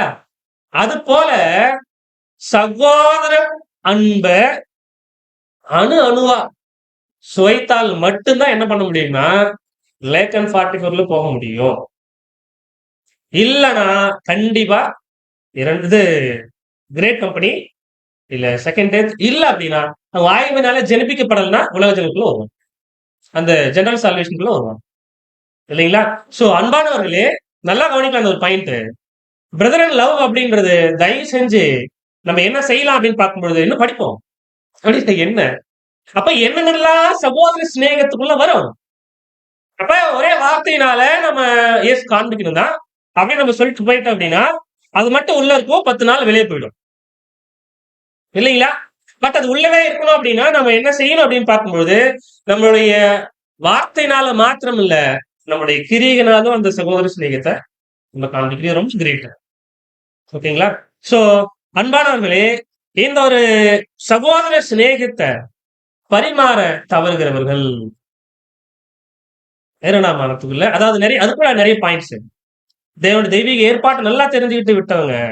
இல்லைங்களா? அது அதாவது ரொம்ப பெருசா எதையும் நினைக்காதவங்க. எல்லாத்தையும் ஒரு கேஷுவலா, ஓகே தட்ஸ் இட். இவ்வளவுதானே? இதானே? ஓகே போதும். அப்படின்னு நினைக்கிறவங்க தான் என்ன பண்ணுவாங்க அப்படின்னு பார்க்கும்பொழுது, ஒண்ணு செகண்ட் இடத்துக்குள்ள போகணும். இல்ல அப்படின்னா, திரள் கூட்டத்துல மேபி வரலாம். இல்லன்னா, இந்த ராஜ்யத்துல பொதுவான ரட்சிப்புக்குள்ள உயிரடைந்து வரலாம். வாய்ப்புகள் மேபி இருக்கலாம். இது தேவனுடைய நியாய தீர்ப்பு. அவர் என்ன செய்வாரோ நீதியின் அடிப்படையில செய்வார். ஓகேங்களா? ரைட். சோ அப்படின்னா, நம்ம எதற்காக அர்ப்பணம் செஞ்சிருக்கோம் அப்படின்னு நம்ம கேட்டோம்னா, ஒரு பதில் நெறைய சொல்லலாம்.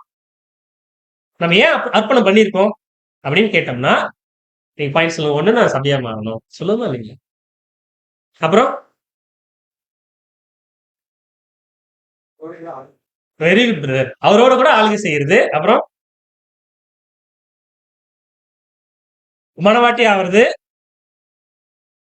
ஓகே. இப்படி நிறைய பாயிண்ட் சொல்லணும் இல்லைங்களா? சோ பிரதர் ஃபர்ஸ்ட் பாயிண்ட் இதுல கர்த்தருடைய பாத்திரத்துல பானம் பண்ணுவதற்கு நம்முடைய அர்ப்பணம் எப்படிப்பட்டதா இருக்கு பாருங்க இல்லைங்களா? கர்த்தருடைய பாத்திரத்துல போய் பேசுங்க. பானம் பண்ணுவதற்கு நம்மள அர்ப்பணிச்சிருக்கோம் அப்படின்னா அவரது மரணத்திற்கு உள்ளான ஸ்நானத்தை பெறுவதற்கு. சோ அப்படின்னா வந்து அவரு யோவான் 3ஆம் அதிகாரத்தில் கூட படிக்கும் பொழுது நம்ம வாசிக்கிறோம் இல்லைங்களா? ஒரு ஸ்திரீயானவள் வந்து இயேசு கிறிஸ்துட்ட கேட்பாங்க. என்ன கேட்பாங்கன்னா, என்னுடைய பிள்ளைகள் 2 பேர் இருக்காங்க. உங்களுடைய சீஷர்கள் தான். இந்த ராஜ்யத்துல ரைட் அண்ட் லெஃப்ட்ல என்ன பண்ணுங்க? உட்கார வைங்க அப்படின்னு சொல்லிட்டு. இயேசு கிறிஸ்து என்ன கேட்பாருன்னா, நான் குடிக்கும் பாத்திரத்துல நீங்க குடிக்க முடியும், பானம் பண்ண முடியுமா? நான் பெரும் ஸ்நானத்துல நீங்க ஸ்நானம் பண்ண முடியுமா? அவங்க சொல்லுவாங்க, எஸ், ஆமா. ஆனா அவங்களுக்கு அந்த அளவுக்கு ஒரு இன்ஃபர்மேஷன்ஸ் அவங்களுக்கு தெரியாத இருந்தா கூட இயேசு கிறிஸ்து என்ன பதில் சொல்லுவாருன்னா, ஆமா அவங்களால முடியும் அப்படின்னுவார் இல்லைங்களா? சோ யாரால முடியும் அப்படின்னா திருச்சபையின் பிள்ளைகள் அந்த 1,44,000 பேரு. அன்புக்குரிய சகோதர சகோதரிகளே, ஆண்டவராகிய இயேசு கிறிஸ்து அவர் மரணத்துக்குள்ளான ஞானஸ்நானம் இதுக்குள்ள போனார் அப்படின்னா நாமளும் என்ன ஆகணும்? அதுக்காக தான் அழைக்கப்பட்டிருக்கோம். அண்ணன் சொன்ன மாதிரி ஆளுகைய அந்த ஒரு சாக்குல பாக்கணும் இல்லைங்களா? கே நிலைமைக்கு போறதற்கு, மகிமையினுடைய அந்த ஒரு ஹரிசான்டல் லைன்ல போறதுக்கு இல்லைங்களா? மாம்சீக இஸ்ரேலர்களை ஆசீர்வதிக்கணும். அவர்கள் வழியா உலக ஜனம் எல்லாரையும் ஆசீர்வதிக்கணும். இப்பேற்பட்ட ஒரு மகத்துவமான வேலை செய்ய வேண்டிய நாம யாருடைய சந்ததியிலிருந்து வரணும்னு தேவனுடைய சித்தம் அப்படின்னா ஆபிரகாமுடைய சந்ததி இல்லைங்களா? ஆவிக்குரிய இஸ்ரேலர் நாமளுக்கு தேவன் கொடுக்கிற இப்பேற்பட்ட விஷயங்கள் நம்ம பார்க்கணும். 6th பாயிண்ட் படிக்கலாம் பாருங்க. 6வது பாயிண்ட். அவரது சரீரத்தின் அங்கத்தினர்கள் என பாடுபடுவதற்குமான நமது கட்சிக்கு அழைப்பின் காரணமாகவே அர்ப்பணம் பண்ணினோம். ஒருவேளை நம்ம சரீரத்தோட அங்கத்தினர்கள் என பாடுபடுவதற்கு பார்த்தோம் இல்லைங்களா? அந்த பிரதர் சகோதர அன்பு, ஒருவேளை சகோதர அன்பு காண்பிக்கிறதுனால நமக்கு என்ன வரும் தெரியுங்களா? என்ன வரும்? என்ன வரும் சொல்லுங்க? பாடுகள் வரும். ஓகேங்களா? அன்பு காமிக்கிறதுனால பாடுகள் வருமா? ஆமா. நிஜமாவே வசனத்தின் அடிப்படையில் நம்ம அன்பு காமிக்கிறோம்னா கண்டிப்பா நமக்கு நிறைய பாடுகள் ரெடியா இருக்கு. ஓகேங்களா? சோ இப்படி நம்ம என்ன செய்யறோம் அப்படின்னு பார்க்கும்பொழுது இந்த ஒரு ஒப்புமை பார்த்திருக்கோம். நம்ம ஏன் அழைக்கப்பட்டோம்னு பார்த்தோம். அதே போல 2ஆம் மரணத்துக்குள்ள போறவங்க எப்படிப்பட்டவர்களா இருப்பாங்க? அந்த ஒரு புது உடன்படிக்கையோட ரத்தத்தை அசுத்தம் என்று எண்ணினவங்க. ஓகேங்களா? சோ அப்ப அந்த உடன்படிக்கை ரத்தம்ன்றது நம்ம லவ் கவர்னன்ட் சொல்ல முடியாது. அதை லா கவர்னன்ட் சொல்ல முடியாது. ரெண்டுமே இல்ல. புது உடன்படிக்கைக்குரிய அந்த ஒரு விஷயம் தான். ஓகேங்களா? எப்படி வேற வசனங்கள் இருக்கா? அதுக்கு வசனங்கள் இருக்குங்களா? இயேசு கிறிஸ்து பேசியிருக்கு. வேற யாரும் வேணா ஆண்டவராகிய இயேசு கிறிஸ்து ரொம்ப கிளியரா பேசியிருக்காங்க. மத்த 26ஆம் அதிகாரம் 28ஆம் வசனத்துல வாசிக்கலாம்.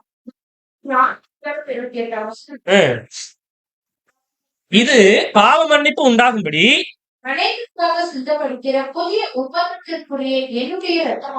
சோ அவர் அந்த இடத்துல என்ன சொல்றாரு அப்படின்னா ரொம்ப கிளியரான வசனம். பாவ மன்னிப்பு உண்டாகும்படி அநேகருக்காக சிந்தப்படுகிற ரத்தம் தான். ஆனா எப்படிப்பட்டது ஒரு விஷயம்? புதிய உடன்படிக்கைக்கு உரிய இது என்னுடைய ரத்தம். புரிஞ்சுச்சுங்களா? சோ அப்ப அங்க இருந்த அந்த ஒரு ரத்தம் எதற்கு உரியது அப்படின்னு சொல்றாருன்னா அதாவது நம்முடைய ஆண்டவராகிய இயேசு கிறிஸ்து புதிய உடன்படிக்கைக்குரிய ரத்தம் அப்படின்னு பேசுறாங்க. ஓகேங்களா? அப்படின்னா ஆண்டவராகிய இயேசு கிறிஸ்துவோட ரத்தம் எந்த நோக்கத்துக்காக சிந்தப்பட்டது பாருங்க. சொல்லுங்க பாப்போம். இல்லைங்களா? அப்ப புதிய உடன்படிக்கைக்குரிய ரத்தம் பாவ மன்னிப்பு உண்டாகும்படி அநேகருக்காக சிந்தப்படுகிற இந்த ஒரு ரத்தம். ஓகேங்களா? இதுதான் நோக்கம், இதான் விஷயம். அப்படின்னா அடுத்த ஒரு பாயிண்ட்குள்ளாக போலாம் அன்புக்குரியவர்களே. இந்த புதிய உடன்படிக்கை இப்போ எந்த நிலைமையில இருந்துட்டு இருக்கு? ஒருவேளை புதிய உடன்படிக்கை அப்படின்ற ஒரு விஷயம் இது ரெடி ஆயிடுச்சுங்களா? ரெடி ஆயிடுச்சுங்களா ராஜ்யத்துல பயன்படுத்துறதுக்கு? புதிய உடன்படிக்கை, இது நியூ கவர்னன்ட். இயேசு கிறிஸ்து இது என்னுடைய ரத்தமா இருக்கு, புதிய உடன்படிக்கைக்குரிய என்னுடைய ரத்தமா இருக்கு அப்படின்னு என்ன பண்ணிட்டாரு அப்படின்னு பார்க்கும்போது சொல்லிட்டாரு. சோ அப்ப லா கவர்னன்ட் அப்படின்ற ஒரு விஷயம் கிடையாது. இந்த நியூ கவர்னன்ட் அப்படின்ற ஒரு விஷயம் அப்ப மேல் விட்டறையில என்ன ஆகுது அப்படின்னு பார்க்கும்போது, அது வந்து நம்ம எப்படி புரிஞ்சுக்க கூடாதுன்னா, இந்த புதிய உடன்படிக்கை சபை ஜனங்களுக்கு இல்ல. ஓகேங்களா? புதிய உடன்படிக்கை யாருக்கு மாத்திரம்னா உலக ஜனங்களுக்கு மாத்திரம்தான். இப்ப என்ன கேள்வினா, இந்த ஒரு புதிய உடன்படிக்கை ஃபுல்ஃபில் ஆயிடுச்சா? அதாவது இப்போ நம்ம கடைக்கு போறோம்னு வச்சுக்கோங்களேன், ஏதாவது ஒரு குட்ஸ் வாங்குறோம். அது என்ன இருக்கும்? அது உள்ள போட்டு பேக் பண்ணி கவர் பண்ணி வச்சிருக்கணும் இல்லைங்களா? அப்பதான் நம்ம என்ன பண்ணுவோம், வாங்கிட்டு வந்து அந்த கவர் பண்ண ஓபன் பண்ணது யூஸ் பண்ண முடியும் இல்லைங்களா? சோ அது போல இந்த புதிய உடன்படிக்கை ஒரு கவர் பண்ணி ரெடியா இருக்கா? இப்போ கேட்கிற கேள்வி பிரதர், ரெடி ஆகிட்டே இருக்கு. ஒருவேளை அது ரெடி ஆகி முடிஞ்சிச்சுங்களா? இல்ல, ரெடி ஆக முடியல, ரெடி ஆகிட்டே இருக்கு. ஓகேங்களா? சோ நீங்க சொல்ற பதில் ரொம்ப ரைட். நம்ம எப்படி புரிஞ்சுக்க கூடாதுன்னா, இந்த பாவ நிவாரண நாள் பலி இருக்கு இல்லையா, அது யாருடைய பலியும் சேர்த்து அப்படின்னா, அதாவது காலை வெள்ளாட்டுக்கடா, அந்த 24 hours அது எப்படிப்பட்ட ஒரு விஷயம்னா, அந்த 24 hours அந்த காஸ்பல் ஏஜ் சுவிசேஷ யுகத்தை இது குறிக்கும். இப்ப பாவ நிவாரண நாள் அதுக்கான பலிகள் முடிஞ்சிச்சு அப்படின்னு கேட்டோம்னா, பொருள்ல முடிஞ்சிச்சா? பொருள்ல பாவ நிவாரண நாள் அப்படின்ற ஒரு விஷயம் நடந்துச்சு இல்லைங்களா? பழைய காலத்துல அது என்ன நடந்துச்சு? ஆண்டவர் இயேசு கிறிஸ்து மரிச்சிட்டாரு. நான் என்ன கேட்கிறேன் அப்படின்னா, அந்த பாவ நிவாரண நாள் அப்படின்ற ஒரு விஷயம், அந்த ஒரு காலப்பகுதி பொருள் அப்படின்ற ஒரு விஷயத்துல பார்க்கும் பொழுது சுசேஷம் முழுவதும். ஏன்னா இந்த பாவங்கள் வரைக்கும் அவங்களுடைய பலி இன்னும் போய் சேரல, சேர்ந்தாலும் முடியறதுக்கு அப்படின்னா பொருள்ல இன்னும் பாவ நிவாரண நாள் இன்னும் முடியல. அப்படின்னா அன்பான சகோதர சகோதரிகளே, பாவ மன்னிப்பு உண்டாகும்படி இது என்னுடைய ரத்தமா இருக்கு அப்படின்னு இயேசு சொல்லி எல்லாருடைய பாவங்கள் எல்லாவற்றையும் அவர் சுமந்து தீர்த்துட்டாருதான். ஆனா இந்த சுவிசேஷ யுகம் முழுவதும் 1,44,000 பேருடைய அந்த ஒரு பலி யாருடைய பலினா கிறிஸ்துவனுடைய பலி. அந்த பலினா பாடுகளில பங்கு இருக்கு. அப்ப அந்த 1,44,000 பேருடைய இலக்கை எப்ப முடியுதோ அப்பதான் என்னவா மாறும் அப்படின்னு பார்க்கும்போது இந்த புது உடன்படிக்கை முத்தரிக்கப்படணும். வாசிக்கலாம். இந்த ரத்தத்தை ரத்தம் என்று கருத்துவதில் உள்ள தேவனுடைய நோக்கம் என்னவெனில், பிள்ளைகளுடைய பாவங்கள் அனைத்திற்கும் பாவ மன்னிப்பை சாத்தியமாக்க வேண்டும் என்பதே ஆகும். பாருங்கள், அப்படின்னா ஆதாமும் அவருடைய பிள்ளைகளுக்கும் வர அந்த ஒரு பாவ மன்னிப்பு, அதுக்கு ஒரு சாத்தியம் வேணும் அப்படின்னா கண்டிப்பா புது உடன்படிக்கை என்னவா மாறணும் அப்படின்னு பார்க்கும் பொழுது இட் ஷுட் பி சீல்டு, முத்திரிக்கணும் இல்லைங்களா? அப்படின்னா இந்த புது உடன்படிக்கைய முத்திரைக்கு சீல் போடுறது எது? சபையுடைய நிறைவு இல்லைங்களா? பாருங்க, ரொம்ப கிளியரா இருக்கு. புது உடன்படிக்கையை முத்திரிக்கும் ரத்தம் அப்படின்னா ஆண்டவராகிய இயேசு கிறிஸ்துவோட ரத்தம் தான் அது. ஓகேங்களா? சோ அதை நம்ம எப்படி புரிஞ்சுக்கணும் அப்படின்னு பார்க்கும் பொழுது, அந்த ரத்தத்துக்குள்ள பானம் பண்ணவர்கள் யார் என்ன அப்படின்னு பார்த்தோம்னா இந்த பாடுகளுக்குள்ள பங்காளிகளா இருக்கிற ஒரு விஷயம். அப்ப அந்த பாடுகளுக்குள்ள பங்காளிகளா இருக்கிற ஒரு காலப்பகுதி எது வரைக்கும் இருக்கோ அது வரைக்கும் புது உடன்படிக்கை இன்னும் முத்திரிக்கப்படல. ஓகேங்களா?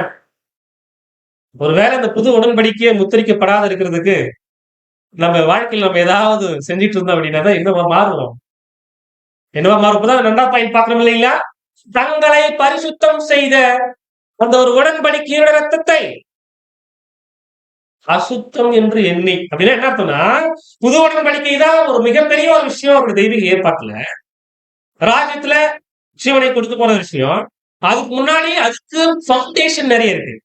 இயேசு கிறிஸ்து மரிக்கணும், ரத்தம் அப்படின்ற ஒரு விஷயம் அடையாளம், அதுக்கப்புறம் பிரெட் இல்லைங்களா?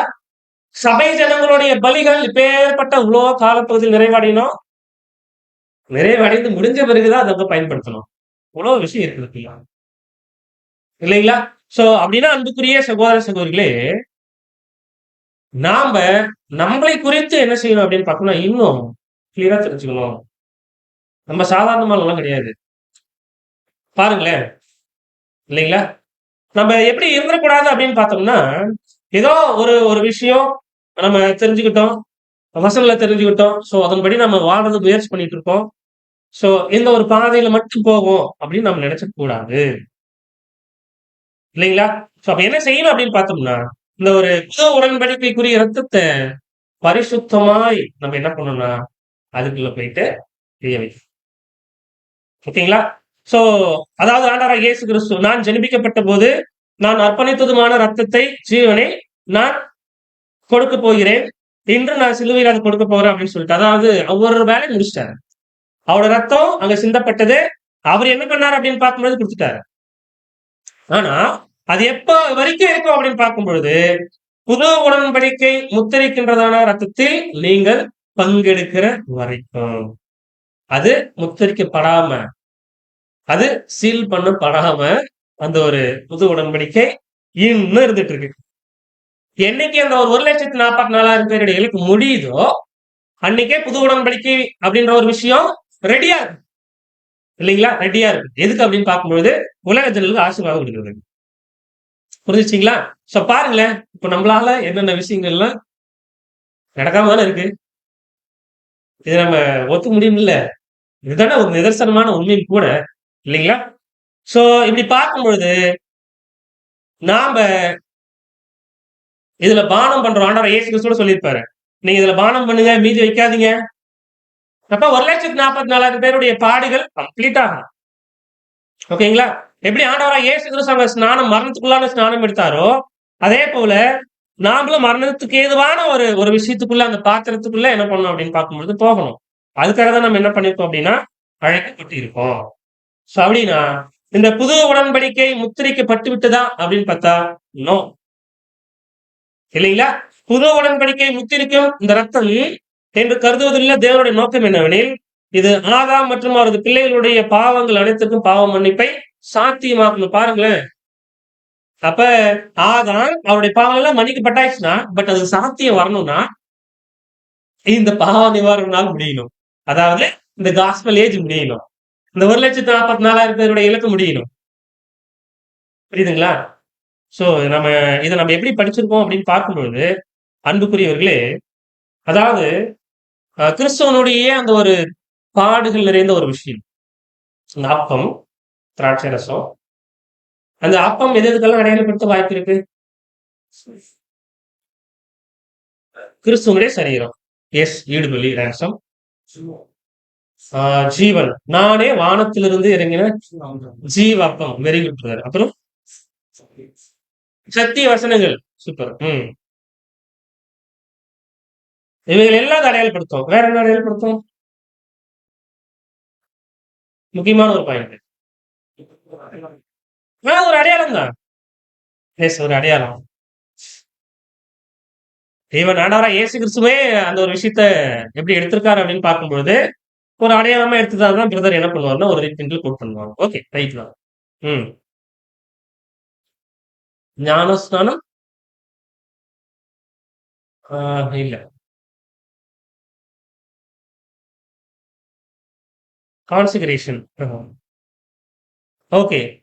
அதாவது முக்கியமான ஒரு பாயிண்ட் என்னன்னா, அந்த பிரெட்ல நமக்கு ஏதாவது பங்கு இருக்கா? பட் அது சரீரம் அவருதுதான். நம்ம கிடையாது. நம்மளுது இல்ல. அதுல வேற எந்த மாற்று கருத்தும் நம்ம எடுத்துக்க கூடாது. ஒருவேளை நம்ம அவருடைய அந்த பிரெட் நம்மளுடைய சரீரம் நம்ம சொல்லிட்டோம்னா, ஈடுபலியிலும் கொஞ்சம் பங்குன்னு கேட்கிற மாதிரி இருக்கும். சோ அப்படி கிடையாது. அப்புறம் ஓகே, நல்ல பாயிண்ட் தான். பல கோதுமை மணிகள், அதுக்கப்புறம் நல்லா அதை உடைத்து, அது கஷ்டப்பட்டு ஒரு ஒரு பிரெட்டா வந்து நிக்குது. ரைட். அப்ப நீங்க சொல்ற மாதிரி, திருச்சபையினுடைய பிள்ளைகள். ஆனா, அது கிறிஸ்துவோட சரீரம் தான். ஆனா, யாருடைய பாடுகள் நிறைந்த ஒரு விஷயம்னா, இயேசு கிறிஸ்துவும் சபையும் தான். நம்ம என்ன புரிஞ்சுக்கூடாதுன்னா, இயேசு கிறிஸ்துவோட சரீரம் தான் அது. ஒரு சரீரத்துக்கு ஒரு ஒரு அடையாளம், அவ்வளவுதான். ஓகேங்களா? பட் நம்முடைய சரீரம் அப்படின்னு கிளைம் பண்ண முடியாது. நாம என்ன பண்ணலாம்னா, அவருக்கு அந்த ஒரு பாடுகள் இருக்கு இல்லையா? அதெல்லாம் பங்கு பண்ணணும். பாடுகளுக்கு பங்காளிகள். இந்த ஒரு பாயிண்ட் தான் முக்கியம். அப்படின்னா, இந்த ஒரு பாடுகள் எப்போ வரைக்கும் இருக்கோ, அது வரைக்கும் நியூ கவர்னமெண்ட் க்ளோஸ் ஆயிட்டே இருக்கும். ஒரு மூடி வைக்கப்படுகிற ஒரு விஷயம். ஓகேங்களா? முத்திரை போடப்படுகிற ஒரு விஷயம். ஓகேங்களா? அப்படின்னா ரத்தம் அடையாளப்படுத்தும் எதெல்லாம்? Yes, very good brother. ஜீவன். புதிய உடன்படிக்கைக்குரிய ரத்தம் பார்த்துட்டோம். ரைட். சோ அநேக திராட்சை அதுக்கப்புறம் அது பிழிந்து, ஓகேங்களா? இந்த பாயிண்ட் பாடுகள். Very good brother. பாடுகள். பாடுகள்ல கிறிஸ்து பட்ட பாடுகள் இருக்கு.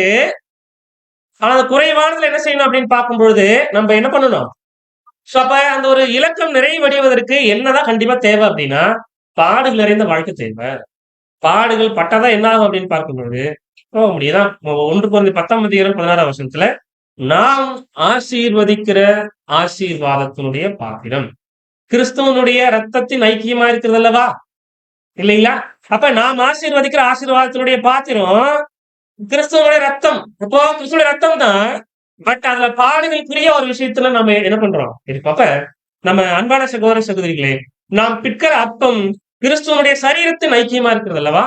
அந்த ஒரு ஃபெலோஷிப், அந்த ஒரு ஐக்கியம் இல்லைங்களா? அந்த ஒரு பாடுகளுக்குள்ள பங்காளி அப்படின்னு சொல்லுகிற ஒரு விஷயம். இவைகள் எல்லாம் அந்த பார்ட்டேக்கர் அப்படின்ற ஒரு விஷயம், அந்த பங்காளிகள் அப்படின்ற ஒரு விஷயத்துக்குள்ள போகும் பொழுது நம்ம அந்த ஒரு பாத்திரத்துல கைய வைக்கிறோம் இல்லைங்களா? அந்த ஒரு அவருடைய சரீரம் என்று படிக்கிற அப்பத்துல கை வைக்கிறோம்ல, கைய வைக்கிறதுக்கு முன்னாடி நம்ம என்ன யோசிக்கணும் தெரியுங்களா? அவருடைய பாடுகள் தான். ஆனா நாம நம்மளுடைய பாடுகள் நிறைந்த வாழ்க்கையும் இதுக்குள்ள இருக்கு. நம்முடைய பாடுகள் நிறைந்த வாழ்க்கை. சோ அது ஒரு நம்ம சாதாரணமான நினைச்சுக்க முடியாது. ஓகேங்களா? அப்ப திருவிருந்த கிண்ணத்திலிருந்து பருகுகிறோமே, அது கிறிஸ்துவின் ரத்தத்தில் பங்கு கொள்ளுதல் அல்லவா? எவ்வளவு கிளியரா இருக்கு பாருங்க. அந்த பாத்திரத்துல போய் நமக்கு பங்கு கொள்றோமே, அது கிறிஸ்துவின் ரத்தத்துல என்ன பண்றோம் நாம? பங்கு கொள்கிறோம். இந்த பார்ட்டேக்கிங் இல்லைங்களா?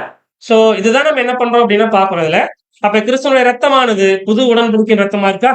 ஒரு பாயிண்ட். அந்த புது உடன்படிக்கக்கூடிய ரத்தத்தை நம்ம என்ன பண்றோம்? எடுக்கிறோம். அதுல எந்த மாற்று கருத்து கிடையாது. வசனம் அப்படிதான் இருக்கு. மத்தேயு 26 இயேசு கிறிஸ்து அப்படிதான் பேசியிருக்காரு மேல் வீட்டறையில, இல்லைங்களா?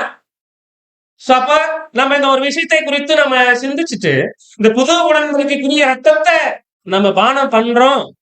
என்னன்னா இந்த ரத்தம் அப்படின்ற ஒரு விஷயமானது புது உடன்படிக்கைக்குரிய ஒரு விஷயமானது ராகத்தை ஆசீர்வதிக்கணும். இந்த ஆசீர்வதிக்கிற ஒரு விஷயம் நாம தான் செய்யணும். இப்படிப்பட்ட எல்லா விஷயங்களையும் நம்ம யோசிச்சு நம்ம பார்த்து எடுக்கணும். அன்புக்குரிய இந்த பாயிண்ட் வாசிக்கலாம். நமது கர்த்தருடைய அழைப்பிற்கு ஏற்ப நாம் இந்த இரத்தத்தில் பங்கு கொள்வதனால் நாம் அவரது அது தொடர்பிலான அனைத்திலும் பங்காளிகளாக இருக்கிறோம் அல்லவா? பாருங்களேன் என்ன சொல்றாரு அப்படின்னா, நமது கர்த்தருடைய அழைப்பிற்கேற்ப நாம் அந்த ரத்தத்தில் பங்கு கொள்வதனால, அப்ப அந்த ரத்தத்தில் நம்ம பங்கு கொள்றதுனால அவருடைய பாத்திரத்திலும் அது அவருடைய தொடர்புடையதான அனைத்திலும் நம்ம பங்காளியா இருக்கு. அப்ப அது தொடர்புடையதான பாடுகள், கஷ்டம் எல்லாத்துலயும் சொல்லணும் இல்லைங்களா? புதிய உடன்படிக்கைக்குரிய ஒரு விஷயம் இல்லைங்களா? சோ இது எல்லாத்துலயும் நம்ம என்னவா மாறும் அப்படின்னு பார்க்கும்பொழுது பங்காளிகளா இருக்கும். ஆனா புது உடன்படிக்கை இன்னும் முத்திரிக்கப்படவில்லை. ஓகேங்களா? எப்ப முத்திரிக்கப்படும் அப்படின்னு நம்ம பாக்குறோம் அப்படின்னா 1,44,000 பேருடைய இலக்கம் நிறைவடையும் போது மாத்திரம்தான் இது முத்திரிக்கப்படும். ஓகேங்களா? சோ இப்படி முத்திரிக்கப்படுகிற இந்த ஒரு விஷயம் கண்டிப்பா எங்க அது ஓபன் ஆகும் அப்படின்னு பார்க்கும்பொழுது 1000 வருட யுகத்துல இந்த புது உடன்படிக்கையை ஆண்டவராக இயேசு கிறிஸ்து அதை பயன்படுத்துவாரு. அவருக்கு கீழே இருந்து நாம இந்த வேலையை செய்வோம். ஓகேங்களா? சோ இப்படிப்பட்ட ஒரு விஷயத்தை நம்ம என்ன செய்யணும் அப்படின்னா நம்ம மனசுல வச்சுக்கணும் இல்லைங்களா?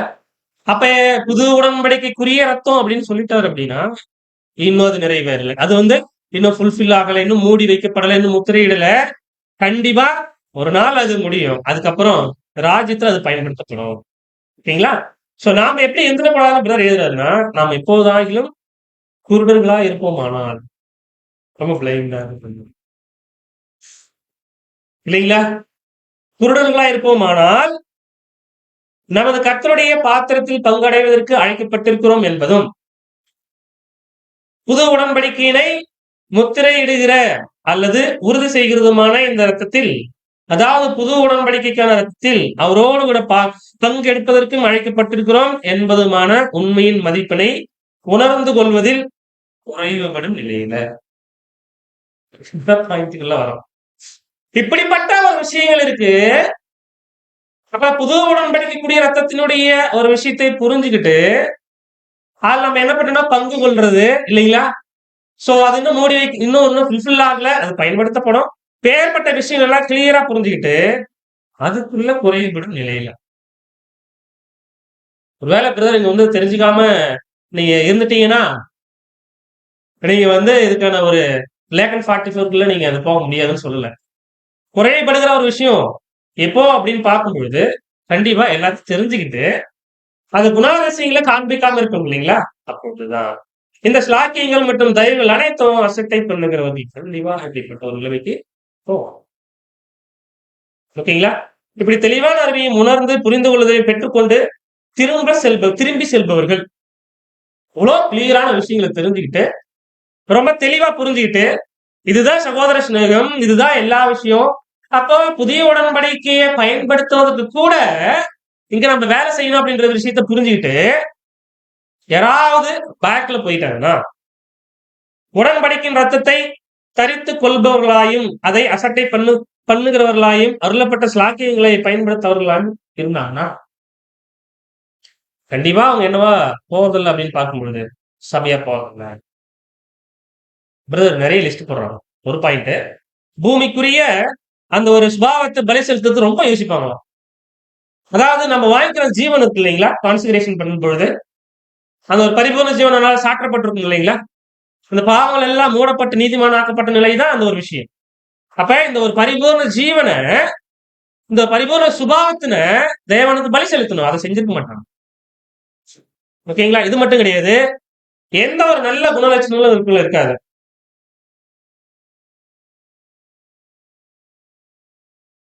ஒருவேளை ஒரு பாடம் அந்த மாதிரி வசனங்கள் இருக்கு அப்படின்னா இதுதானே. இதை தாண்டி okay okay so we know all the things இல்லைங்களா? ஸோ அப்ப நம்ம என்ன செய்யணும் அப்படின்னு பார்த்தோம்னா நம்முடைய அப்பாவுடைய வார்த்தைகள் எப்படிப்பட்டதா இருக்கு, அவருடைய கிருபை எப்படிப்பட்டதா இருக்கு, அவருக்குன்னு இருக்கிற கொள்கையில அவர் என்னைக்கு மாட்டிக்க மாட்டார். நம்மளால இதெல்லாம் நம்ம பங்கெடுக்கணும், பேர்பட்ட விஷயத்துக்குள்ள வரணும் அப்படின்னா அவருடைய ஏற்பாடுகள் எல்லாவற்றையும் தெரிஞ்சுக்கிட்டு தெளிவா அதன் அடிப்படையில் இருந்தா மாத்திரம்தான் நம்ம என்ன பண்ண முடியும், சபையா மாற முடியும். ஒருவேளை நமக்கே தெரியாம என்ன மிஸ்டேக் நம்மளுடைய அதாவது நம்முடைய வீக்னஸ் இதான் சொல்லலாம், நமக்கு தெரியாம செய்யற தவறுகள் இல்லைங்களா? பாருங்களேன், நம்ம தெரியாம செய்யற தவறுகள் நாளைக்கு என்ன பண்ணுவோம், வசனங்களே ஈழ வாய்ப்பு இருக்கு. ஓகே, அதாவது நமக்கு யோசனை ரொம்ப நம்ம கிளியரா திங்க் பண்ண மாட்டோம். ஓகே, இப்படி பண்ணக்கூடாது, இப்படி யோசிக்க கூட கூடாது அப்படின்னு இல்லைங்களா? சோ அப்ப என்ன பண்ணணும் அப்படின்னா தேவ தெய்வீக ஏற்பாட்டுகள் இருக்கிற விஷயங்களை கிறிஸ்டல் கிளியரா தெரிஞ்சுக்கிட்டவங்க அதன்படி மாத்திரம்தான் உலகத்துல வாழும்பொழுது கூட இப்ப ஏற்பட்ட ஒரு மாம்சமான ஒரு சிந்தனைகள் இருக்கும் பொழுது கூட அதை ஜெயிக்கிறதுக்கு எப்படிப்பட்ட ஒரு சூழ்நிலை வருவாங்களோ அப்படிதான் வருவாங்க. என்னால இந்த விஷயம் ரொம்ப கஷ்டமா இருக்கு, கண்டிப்பா என்னால முடியாது அப்படின்னு நம்ம சொல்றோம் அப்படின்னா நம்ம என்ன ஒரு விஷயத்தை இழக்கிறோம், இல்லைன்னா இழிந்து நம்ம இன்டைரக்டா என்ன ஒரு காரியத்தை இகழ்கிறோம் அப்படின்னா புது உடன்படிக்கைக்குரிய அந்த ஒரு அர்த்தத்தை சரியா நம்ம புரிஞ்சுக்கிட்டாலும் நம்மளோட உள்ள அபியாசப்படுத்த முடியல நம்மளால அப்படின்ற ஒரு நிலைமைக்கு நம்ம போயிடுவோம். அன்புக்குரிய சகோதரர் வாசிக்கலாம். சீர்படுத்துதலுக்கான எந்த வாய்ப்பும் இவர்களுக்கு இருப்பதில்லை. ஆகையால் தேவனுடைய ஏற்பாடுகளை குறித்து ஒரு முறை புரிந்து கொண்ட பிற்பாடு ஒரு டைம் ஃபுல்லா புரிஞ்சுக்கிட்டாங்க. அவர்களுக்கு எது பொருந்துகின்றதோ அது மாத்திரமே பொருந்துகின்றதா இருக்கின்றது. அதை அசப்ட் பண்ணுகிறவர்களுக்கு என்ன ஒரு விஷயம் பொருந்தும் இவங்க எது, அதாவது ஆவினால ஜனிப்பிக்கப்பட்டு அதுக்கப்புறம் எல்லா விஷயங்களும் தெரிஞ்சுக்கிட்டு அசட்டை பண்ணுகிற ஜனங்கள். ஓகேங்களா? ரொம்ப, அதாவது ரொம்ப வித்தியாசமான ஒரு சூழ்நிலை போயிட்டுங்களதான் பேசுறாரு ரசல். ஓகேங்களா? இப்படி போகும் பொழுது இவங்களுக்கு என்ன சுவிட்டபிள் அப்படின்னா செகண்டுக்கு மாத்திரம் தான். அவங்களுக்கு மாம்ச ரீதியா முரளா மாறணும். ஆனா அதுக்கப்புறமா ஒரு உயிர்த்தெழுதல் கிடையாது இல்லைங்களா?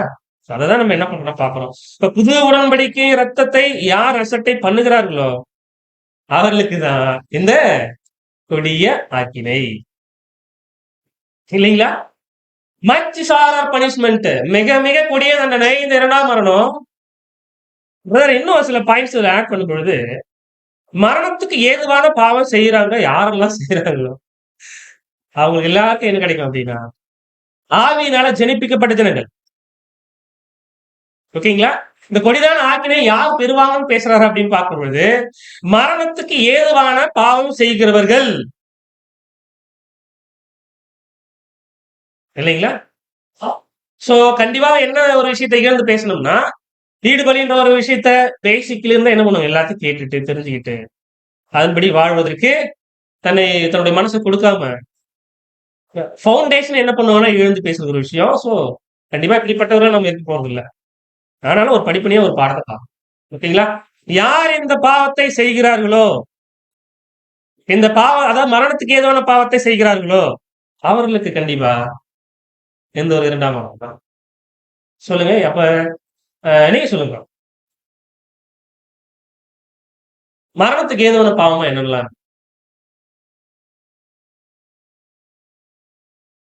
நீங்க அமைதியா இருக்காதீங்க.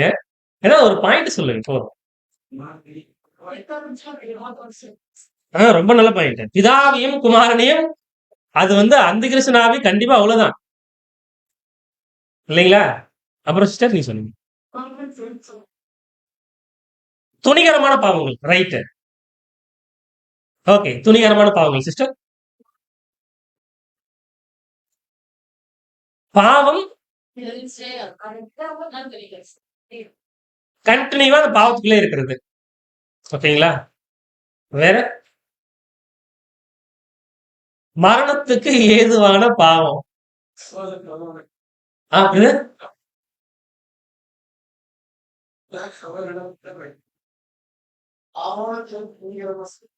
பாவம்னு செஞ்சு துணிகரமா, பாவம் தெரிஞ்சு துணிகரமா செய்யறது. சகோதர அன்பை அதாவது காண்பிக்காம குற்றப்படுத்துதல் அப்படின்ற ஒரு விஷயம் மரணத்துக்கு ஏதுவான பாவம். ஒரு வசனம் வாசிக்கலாம். 1 யோவான் 3ஆம் அதிகாரம் 13-14 நம்ம இன்னைக்கு மன்னாவ படிச்சோம் இல்ல, வாசிக்கலாம்.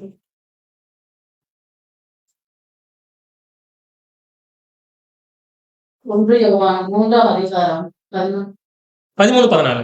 13-14 என் சகோதரரே, சகோதரத்தில் அன்பு கூறுகிறபடியால் சகோதரரிடத்தில் அன்பு கூறுகிறதுனால மரணத்தை விட்டு நீங்கி ஜீவனுக்கு உட்பட்டிருக்கிறோம் என்று அறிந்திருக்கிறோம். சோ வசனம் எப்படின்னு பாருங்களேன். ஒரு பிரதர் லவ்ல இருக்கும் அப்படின்னா எதுக்குள்ள இருக்குன்னு அர்த்தம்? ஜீவனுக்குள்ள இருக்குன்னு அர்த்தம். ரொம்ப கிளியர். யோவான் ரொம்ப எழுதியிருக்காரு இல்லைங்களா?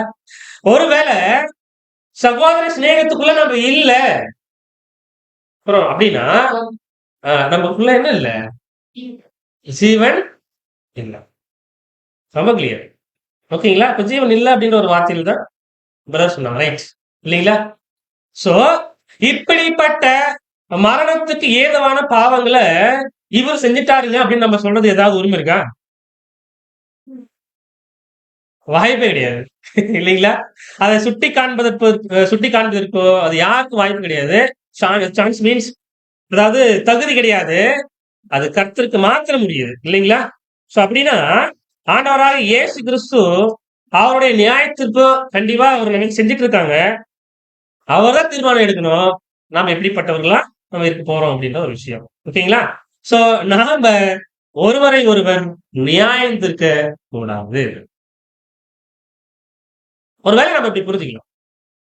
என்ன புரிஞ்சுக்கலன்னா சகோதர சகோதரிகளை குற்றப்படுத்தாது இருப்போம், அவங்க பத்தி பேசாம இருப்போம் அப்படின்னு ஒரு ஒரு ரெசல்யூஷன், ஒரு தீர்மானம் எடுத்துக்கலாம். ஒருவேளை அப்படி ஒரு சுச்சுவேஷன் கிடைக்குதுன்னு வச்சுக்கோங்களேன். சகோதர சகோதரை பத்தி பேசுகிற ஒரு விஷயம் கிடைக்குது அப்படின்னா, நல்ல விஷயங்களா இருந்தா பரவாயில்ல. ஒரு சாட்சியான காரியங்களை பகிர்றதுல தப்பு கிடையாது. சாட்சி இல்லாத விஷயங்களை பகிர்றோம் அப்படின்னா, பேசுறோம் அப்படின்னா, கொஞ்சம் ட்ரை பண்ணுவோம். ஓகே, நம்ம என்ன பண்றோம்? இப்படி பேசணும். தேவன்கிட்ட சொல்லியிருக்கோம். இப்படி பேசக்கூடாது. இப்படி பேசக்கூடாது. இப்படி பேசக்கூடாதுன்னு நம்ம ஒரு முயற்சி எடுக்கிறோம் அப்படின்னா, கண்டிப்பா தேவன் நமக்கு என்ன பண்ணுவார் தெரியுங்களா? ஹெல்ப் பண்ணுவாங்க. சோ, அன்புக்குரிய சகோதர சகோதரிகளே, நம்ம என்னதான் செய்யணும் அப்படின்னு பார்த்தோம்னா, சகோதர அன்ப காண்பிக்கணும். அது மாத்திரம் இல்ல, தங்களுடைய சகோதரர்களுக்கு ஜீவனையே கொடுக்கணும்னா, யோசிச்சு பாருங்களேன். வசனம் எல்லாம் நமக்கு தெரியுது இல்லைங்களா? தங்களுடைய சகோதரர்களுக்காக நம்ம ஜீவனை கொடுக்கணும் அப்படின்னா என்ன அர்த்தம் அது?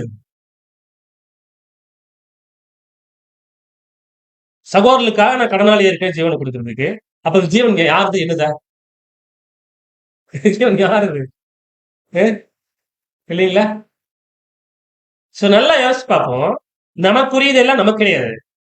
நமக்குரியது அதாவது நம்மளுடைய இந்த ஒரு பரிபூரண ஒரு விஷயத்த நம்ம தேவனுக்கு பலி செலுத்துறோம்னா என்ன விஷயம்? சகோதர சகோதரரை நேசிக்கிறது, அவர் செய்யற காண்பிக்கிற அந்த ஒரு அன்பு, இந்த ஒரு அகாப்பே லவ் இல்லைங்களா? அப்ப நம்ம செய்யற விஷயங்கள் சகோதர சகோதரிகளுக்கு அவர்களுக்கு நித்திய நித்திய காலமா அவர்களுக்கு அது உதவியா இருக்கணும் அப்படின்னா நம்ம அதை செய்யணும். அதான் அகாப்பே லவ். அதான் இயேசு கிறிஸ்து என்ன பண்ணாருன்னா செஞ்சாரு, தேவன் காமிச்சாரு. இல்லைங்களா? சோ அப்ப நம்ம என்ன செய்யக்கூடாது அப்படின்னு பார்க்கும்பொழுது, நம்ம யோசிச்சு பார்க்கலாம். இல்லைங்களா? யார பத்தி நியாயம் தீர்க்கக் கூடாது. ஒருவேளை நியாயம் தீர்த்துட்டு நம்ம போயிட்டு, இந்த பந்தியில கை வச்சோம் அப்படின்னா, நம்ம நிதானிச்சு பார்க்கணும் இதுக்கு முன்னாடி. ஓகேங்களா? சோ அடுத்து வாசிக்கலாம் சிஸ்டர். ஒரு நானே சொல்லிடுறேன்.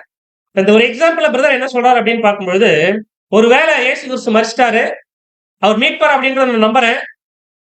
அவரோடு கூட மரிக்கிறதுக்கு கூட நான் நினைச்சுட்டு தான் கான்செக்ரேஷன் பண்ணிட்டேன். அவருடைய பாத்திரம், அவருடைய அப்பம் அதெல்லாம் பங்கெடுத்து தான் நான் வந்துட்டேன். இப்படி இருக்கும்பொழுது கூட, எல்லா காரியங்களையும் நான் என்ன பண்ணேன் அப்படின்னா, கிளியரா தெரிஞ்சுக்கிட்டு, அத ஏன் அப்படின்ற ஒருத்தர் தொலைச்சிட்டாரு. சரி, வந்தாச்சு எல்லாரும் தெரிஞ்சுக்கிட்டாச்சு. ஓகே, தெரிஞ்சுக்கின விஷயம் தெரிஞ்சதோட இருக்கட்டும். அது எல்லாத்தையும் தொலைச்சிட்டு என்ன அதன்படி நடக்காம, அப்படியே அதன்படி வாழாம, அப்படியே எதுவுமே ஒரு ஒரு ஒரு ஞாயிறு ஒரு ஒரு கிறிஸ்டியன் மாதிரி இருக்காருன்னு வச்சுக்கோங்களேன். ஒரு நாமினல் கிறிஸ்டியன் மாதிரி இருக்காருன்னு வச்சுக்கோங்களேன். அவரை பார்த்து, நான் உங்ககிட்ட இந்த மாதிரி பார்க்குறேன். நீங்க என்ன பண்றீங்கன்னா, சர்வீஸ் மட்டும் தான் வர்றீங்க. நீங்க ஆண்டவராகிய இயேசு கிறிஸ்துவ வந்து ஏத்துக்கிட்டீங்க. எல்லாவற்றையும் புரிஞ்சுக்கிட்டீங்க. ஆனா அதன்படி எதுவும் வாழல. அதனால கண்டிப்பா தேவன் உங்களுக்கு என்னதான் வைப்பாரு? 2ஆம் மானம் தான் குடுப்பாரு. அப்படின்னு நம்ம சொல்ல முடியுமா? சொல்ல முடியுமா? நோ. நமக்கு எந்த விதத்திலயும் எப்படிப்பட்ட அதிகாரமும் நமக்கு கிடையாது. நமக்கு எந்த தகுதியும் கிடையாது. அத பத்தி நம்ம பேசுறதுக்கு. இல்லைங்களா? சோ எப்படி நம்ம என்ன சொல்றோம் அப்படின்னு என்ன அதுல பிரதர் குடுத்திருக்காருன்னா, நாங்க இல்லைன்னு தான் பதில் சொல்றோம். சோ அதனால நம்ம என்ன பண்ணலாம் அப்படின்னா, ஒரு ஒரு முடிவா எடுத்துட்டு, ஒரு பரிசுத்தமான ஒரு வாழ்க்கைக்குள்ள நம்ம கடந்து போகணும் அப்படின்னா, கடந்து போகும்பொழுது இந்த வாழ்க்கையில எவ்வளோ விஷயங்கள் வந்து டிஸ்டர்ப் பண்ணும். ஒரு வேளை எல்லார பத்தி நான் பேசுறது எனக்கு சந்தோஷமா இருக்குன்னா, அது மாம்ச சிந்தை நமக்குள்ள இருக்குங்க. சொல்லுங்க. தேவனுக்கு பிரியமா வாழ்றதோட, பாவம் செய்யும் பொழுதுதான் மனசுக்கு எப்படி இருக்கும்? எப்படி இருக்கும்? ஒரு இதமா இருக்கும். ஒரு சந்தோஷமா இருக்கிற மாரி தோணும். அது மாயை அது. இல்லைங்களா? மறந்துரும் இம்மீடியட்டா. மறுபடியும் அத செய்ய வைப்பாங்களே, அதான் செய்ய சாத்தான் வைப்பானே ஒழிய, நாம டெஃபினட்டா என்ன பண்ண மாட்டோம் அப்படி. ஒரு பரிசுத்தத்துக்குள்ள வரணும். இல்லைங்களா? சோ அன்புக்குரிய சகோதர சகோதரிகளே, இப்படி நாம என்ன செய்யறோம் அப்படின்னு பார்க்கும் பொழுது, சத்திய வசனத்த படிச்சு தெரிஞ்சுட்டு நாம படிப்படியா வளர்ந்து, அவருடைய விஷயங்கள்ல வரும்பொழுது, நம்ம எப்படி இருந்துடக்கூடாது அப்படின்னு பார்க்கும் பொழுது, ஒரு உலக பிரகாரமான, ஒரு பெயர் அளவிலான ஒரு பிள்ளையா தேவனுடைய மத்தியில நம்ம வாழ்ந்துட கூடாது. ஓகேங்களா? சோ இப்படிப்பட்டவர்கள் எப்படிப்பட்டவர்களா இருப்பாங்கன்னா, தேவனுடைய தயவை இழந்த ஜனங்களா இருப்பாங்க. அதுக்கு வந்து நெறைய அடையாளங்கள் இருக்கு. ஓகேங்களா? ஒருவேளை அந்த அடையாளம் நமக்கு தெரியுதுன்னா, that is up to us. அவ்வளவுதான். நம்மளோட அது இருந்துக்கணும். நம்ம யார்கிட்டயும் என்ன பண்ணக்கூடாது? போய் பேசிக்கலாம். ஓகேங்களா? ரைட். அப்போ யூதாவுல 12வது வசனம், 13வது வசனத்துல வாசிக்கும் பொழுது கூட ரொம்ப கிளியரா தான் சொல்லுவாரு. என்ன சொல்லுவாருன்னா, உங்கள் அன்பின் விருந்துகளில் கரைகளாய் இருந்து இல்லைங்களா? அப்ப சகோதர சிநேகத்துல ஒரு சுத்தமான அன்பு இருக்காது. என்ன இருக்கு அதுக்குள்ள? வெள்ளைக்காரா இருக்கு, கருப்பு இருக்கு இல்லைங்களா? அதாவது பயமின்றி கூட விருந்துண்டு தங்களை தாங்களே மேய்த்து கொள்கிறார்கள். இவர்கள் காற்றுகளால் அடிந்தோடுகிற தண்ணீரற்ற மேகங்களும் இலை உதிர்ந்து கனியற்று 2 தரம் செத்து வேறற்று போன மரங்களும். படிச்சாலே பயமா இருக்கு. தங்கள் அவமானங்களை நுரை தள்ளுகிற அமளியான கடல்களிலும் மார்க்கம் தப்பி அலைகிற நட்சத்திரங்களுமா இருக்கிறார்கள். இவர்களுக்காக என்னன்றைக்கும் காரிருளே வைக்கப்பட்டிருக்கு. அப்படின்னா காரிருள் அப்படியே செகண்ட் டெத்து. இந்த லிஸ்ட பாருங்களேங்க. இந்த லிஸ்ட பார்த்தோம்னா புரிஞ்சிடும். ஓ, இப்படிப்பட்டவங்க தான் என்ன பண்ணுவாங்க, ஆவியினால ஜனிப்பிக்கப்பட்டதுனால் இப்படி இருக்கும் பொழுது அவங்க அதுக்குள்ள போவாங்க செகண்ட் டெத்துக்குள்ள. கொடிதான் ஆக்கணும். அப்ப விசேஷமாய் இப்படிப்பட்ட ஜனங்கள் இருந்தாலும் நாம என்னதான் செய்யலாம் அப்படின்னு பார்க்கும்பொழுது அவர்களோடு நம்ம பேசலாம், பழகலாம், அவங்களுக்கு பிரேயர் பண்ணலாம் இல்லைங்களா? ஒருவேளை தேவனே இப்படி ஒரு விஷயம் அவங்க பண்ணிட்டாங்க தான், தயவு கூர்ந்து அவங்களுக்காக என்ன செய்யுங்க, என்ன செய்யுங்க, உங்களுடைய கொள்கையை கொஞ்சம் மாத்தி அவங்களுக்கு ஹெல்ப் பண்ணுங்க. அப்படி எல்லாம் தேவைப்படும். அவருக்குன்னு கொள்கை இருக்கு. அவர் கொடுத்த கொள்கை இதுதான். அந்த தெய்வீக திட்டத்துல என்ன இருக்கோ அதான் செய்வார். இதை தாண்டி என்ன பண்ண மாட்டாரு அப்படின்னா அன்பு காமிக்க மாட்டாரு. அதுக்கு முன்னாடி நீதி காமிச்சுட்டு அன்பு காமிப்பாரு இல்லைங்களா? அன்பு என்ற ஒரு விஷயத்தை நீதி அடிப்படையில் என்ன பண்ணுவார் அப்படின்னு பார்க்கும்பொழுது தேவன் செய்வாரு. சோ நமக்காக நம்ம என்ன செய்யணும், இப்ப ப்ரேயர் பண்ணணும், நம்ம அனலைஸ் பண்ணி பார்க்கணும். ஓகேங்களா? ஒருவேளை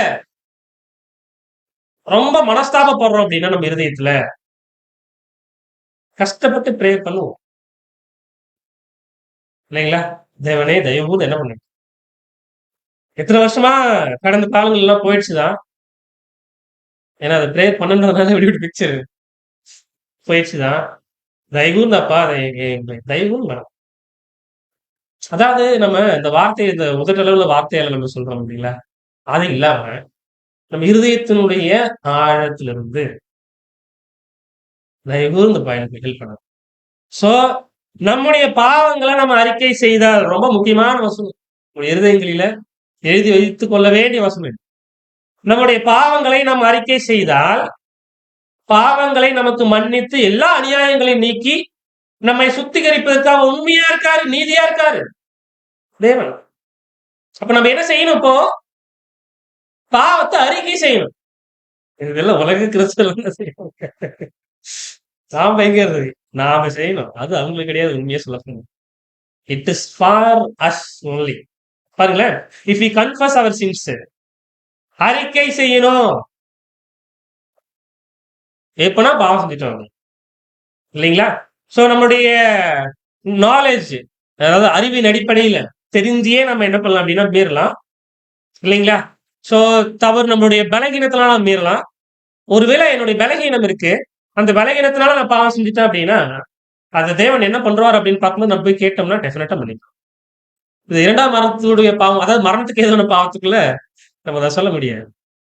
ஒருவேளை அந்த பலகீனமே கண்டினியூவா இருக்குன்ற பட்சத்துல அது பலகீனம் அப்படின்னு தாண்டி மறுபடியும் துணிகரமா அது வராங்க அப்படின்னா மரணத்துக்கு எதிரான பாவம். சோ அப்படின்னா அன்பான சகோதர சகோதரிகளே, எந்த ஒரு நோக்கமும் இல்லாம செய்கிற பாவம், அன்இன்டென்ஷனல் ஃபால்ஸ், ஷார்ட் கமிங்ஸ், குறைபாடுகள் இல்லைங்களா?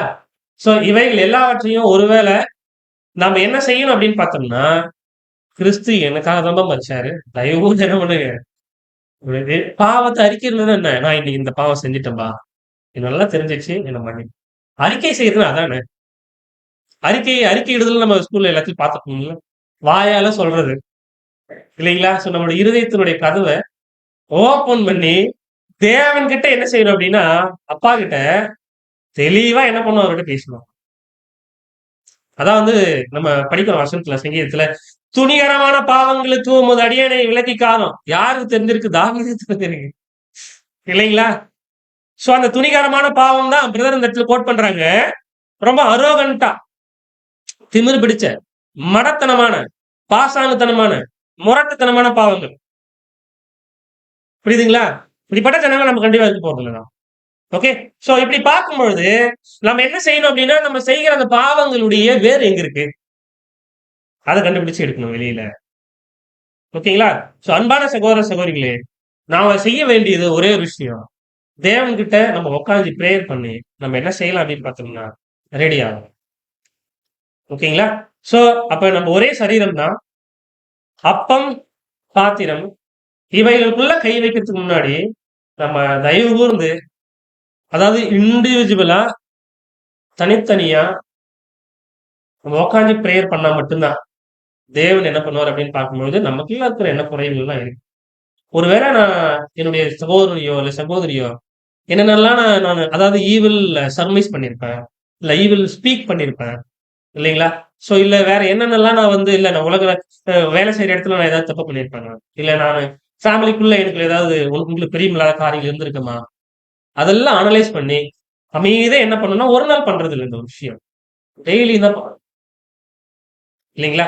சோ எப்படி நம்ப தெளிவா புரிஞ்சுகிட்டு அவரோடு நம்ம சேரணும் அப்படின்னா, பிரேயர் தான் முக்கியம். ஒரு சேனல் பிரேயர் மாத்திரம் வசனங்கள் மாத்திரம் தான். ஓகேங்களா? சோ அன்புக்குரிய சகோதர சகோதரிகளே, எந்த மனுஷனும் தன்னைத்தான் சோதித்தறிந்து இந்த அப்பத்தில் புசித்து, இந்த பாத்திரத்தில் பானம் பண்ண கடவன். அப்ப ரொம்ப தெளிவா புரிஞ்சுகிட்டு என்ன பண்ணணும் அப்படின்னா, தங்களையே சோதித்தறிந்து பானம் பண்ணணும். இல்லைங்களா? சோ எண்ணத்தினானில் அபாத்திரமாய் போஜன பானம் பண்ணுகிறவன் கர்த்தருடைய சரீரம் இன்னதென்று நிதானித்து அறியாதனால, தனக்கு ஆக்கினத்திற்கு மறுபடி போஜன பானம் பண்ணுகிறான். நம்மை நாமே நிதானித்து அறிந்தால்தான் நியாயம் தீர்க்கப்படும். அப்ப if you judge your self, you will not be judged. இல்லைங்களா? நம்மள நாமளே நமக்கு நியாயாதிபதி நாம தான் ஃபர்ஸ்ட். நாம நியாயத்தீர்ப்ப வச்சுக்கலாம். என்ன? நாம ஓகே இந்த ஒரு தகுதிக்குள்ள தான் ஓடிக்கிட்டு இருக்கோம். இல்ல. சோ அப்ப நாம தெரிஞ்சு பார்த்துட்டு என்ன பண்ணணும்னா கை வைக்கணும். இல்லைங்களா? சோ அன்பான சகோதர சகோதரிகளே, அப்படின்னா எபிரேயர் எழுதின நிருபத்துல நம்ம பார்க்கும் பொழுது என்ன ஒரு விஷயத்த நம்ம பார்த்தோம் அப்படின்னா, ஆண்டவராகிய இயேசு கிறிஸ்துவனுடைய அவரையே சன் ஆஃப் காட காலின் கீழ் மிதிக்கிறது. அப்ப காலின் கீழ் மிதிக்கிறதுல என்ன அர்த்தம்?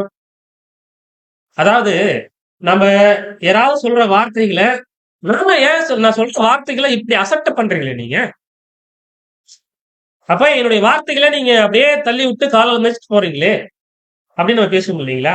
அவ்வளவுதான். அப்ப கிறிஸ்து இயேசுவனுடைய இந்த வார்த்தைகள பேசின என்டையர் காஸ்பல் எல்லாவற்றையும் நம்ம ஏதோ அசட்டை பண்ணிட்டு அப்படியே போறோம் அப்படின்னா, டெஃபினட்டா நம்ம அந்த ஒரு வசனத்துக்குள்ள இருக்கோம். ஓகேங்களா? அப்ப புது உடன்படிக்கைக்குரிய ரத்தத்தை அசுத்தம் என்று எண்ணுகிற ஒரு விஷயம். ஓகேங்களா? அப்போ அடுத்து அவருடைய கிருபையின் ஆவிய நிந்திக்கிறவர்களா நம்ம இருக்கக்கூடாது. சோ அப்ப சகோதர சிநேகம் இந்த என்டையர் பிளான் இருக்கிற தேவனோட தெய்வீக திட்டத்துல இதெல்லாம் சும்மா நம்ம வந்துட்டோம் போயிட்டோம் மாதிரி இல்லாம கிளியரா என்ன பண்ண புரிஞ்சுக்கிட்டோம் நம்ம எங்க இருக்கோம், அடுத்தடுத்து என்ன செய்யணும், நம்மளுக்கு என்ன குணலட்சணங்கள் வளரணும்.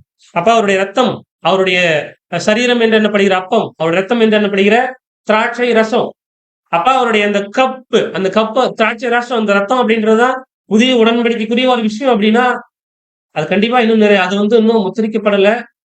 அப்ப என்னுடைய பலி நிறைவேறினாதான் அது அதுக்குள்ள வரும், முத்திரிக்கப்படும் அப்படின்னா, நம்ம ரொம்ப ப்ரீஷியஸ் தான் தேவனுடைய பார்வையில். ஒரு சாதாரண மனுஷருக்குலாம் நம்ம என்ன பண்ற முடியாது, நம்ம எண்ணிட முடியாது. ஓகேங்களா? சோ இவங்க எல்லாம் நம்ம மனசுல வச்சுட்டு கடைசியா நம்முடைய அன்பு சகோதரர் எழுதணுமாக, யாரையும் நம்ம நியாயத்திற்காம, இல்லைங்களா? யாரையும் நம்ம வந்து ஒரு பழி சொல்லாம, நமக்கு கொடுக்கப்பட்ட ஓட்டம் இது.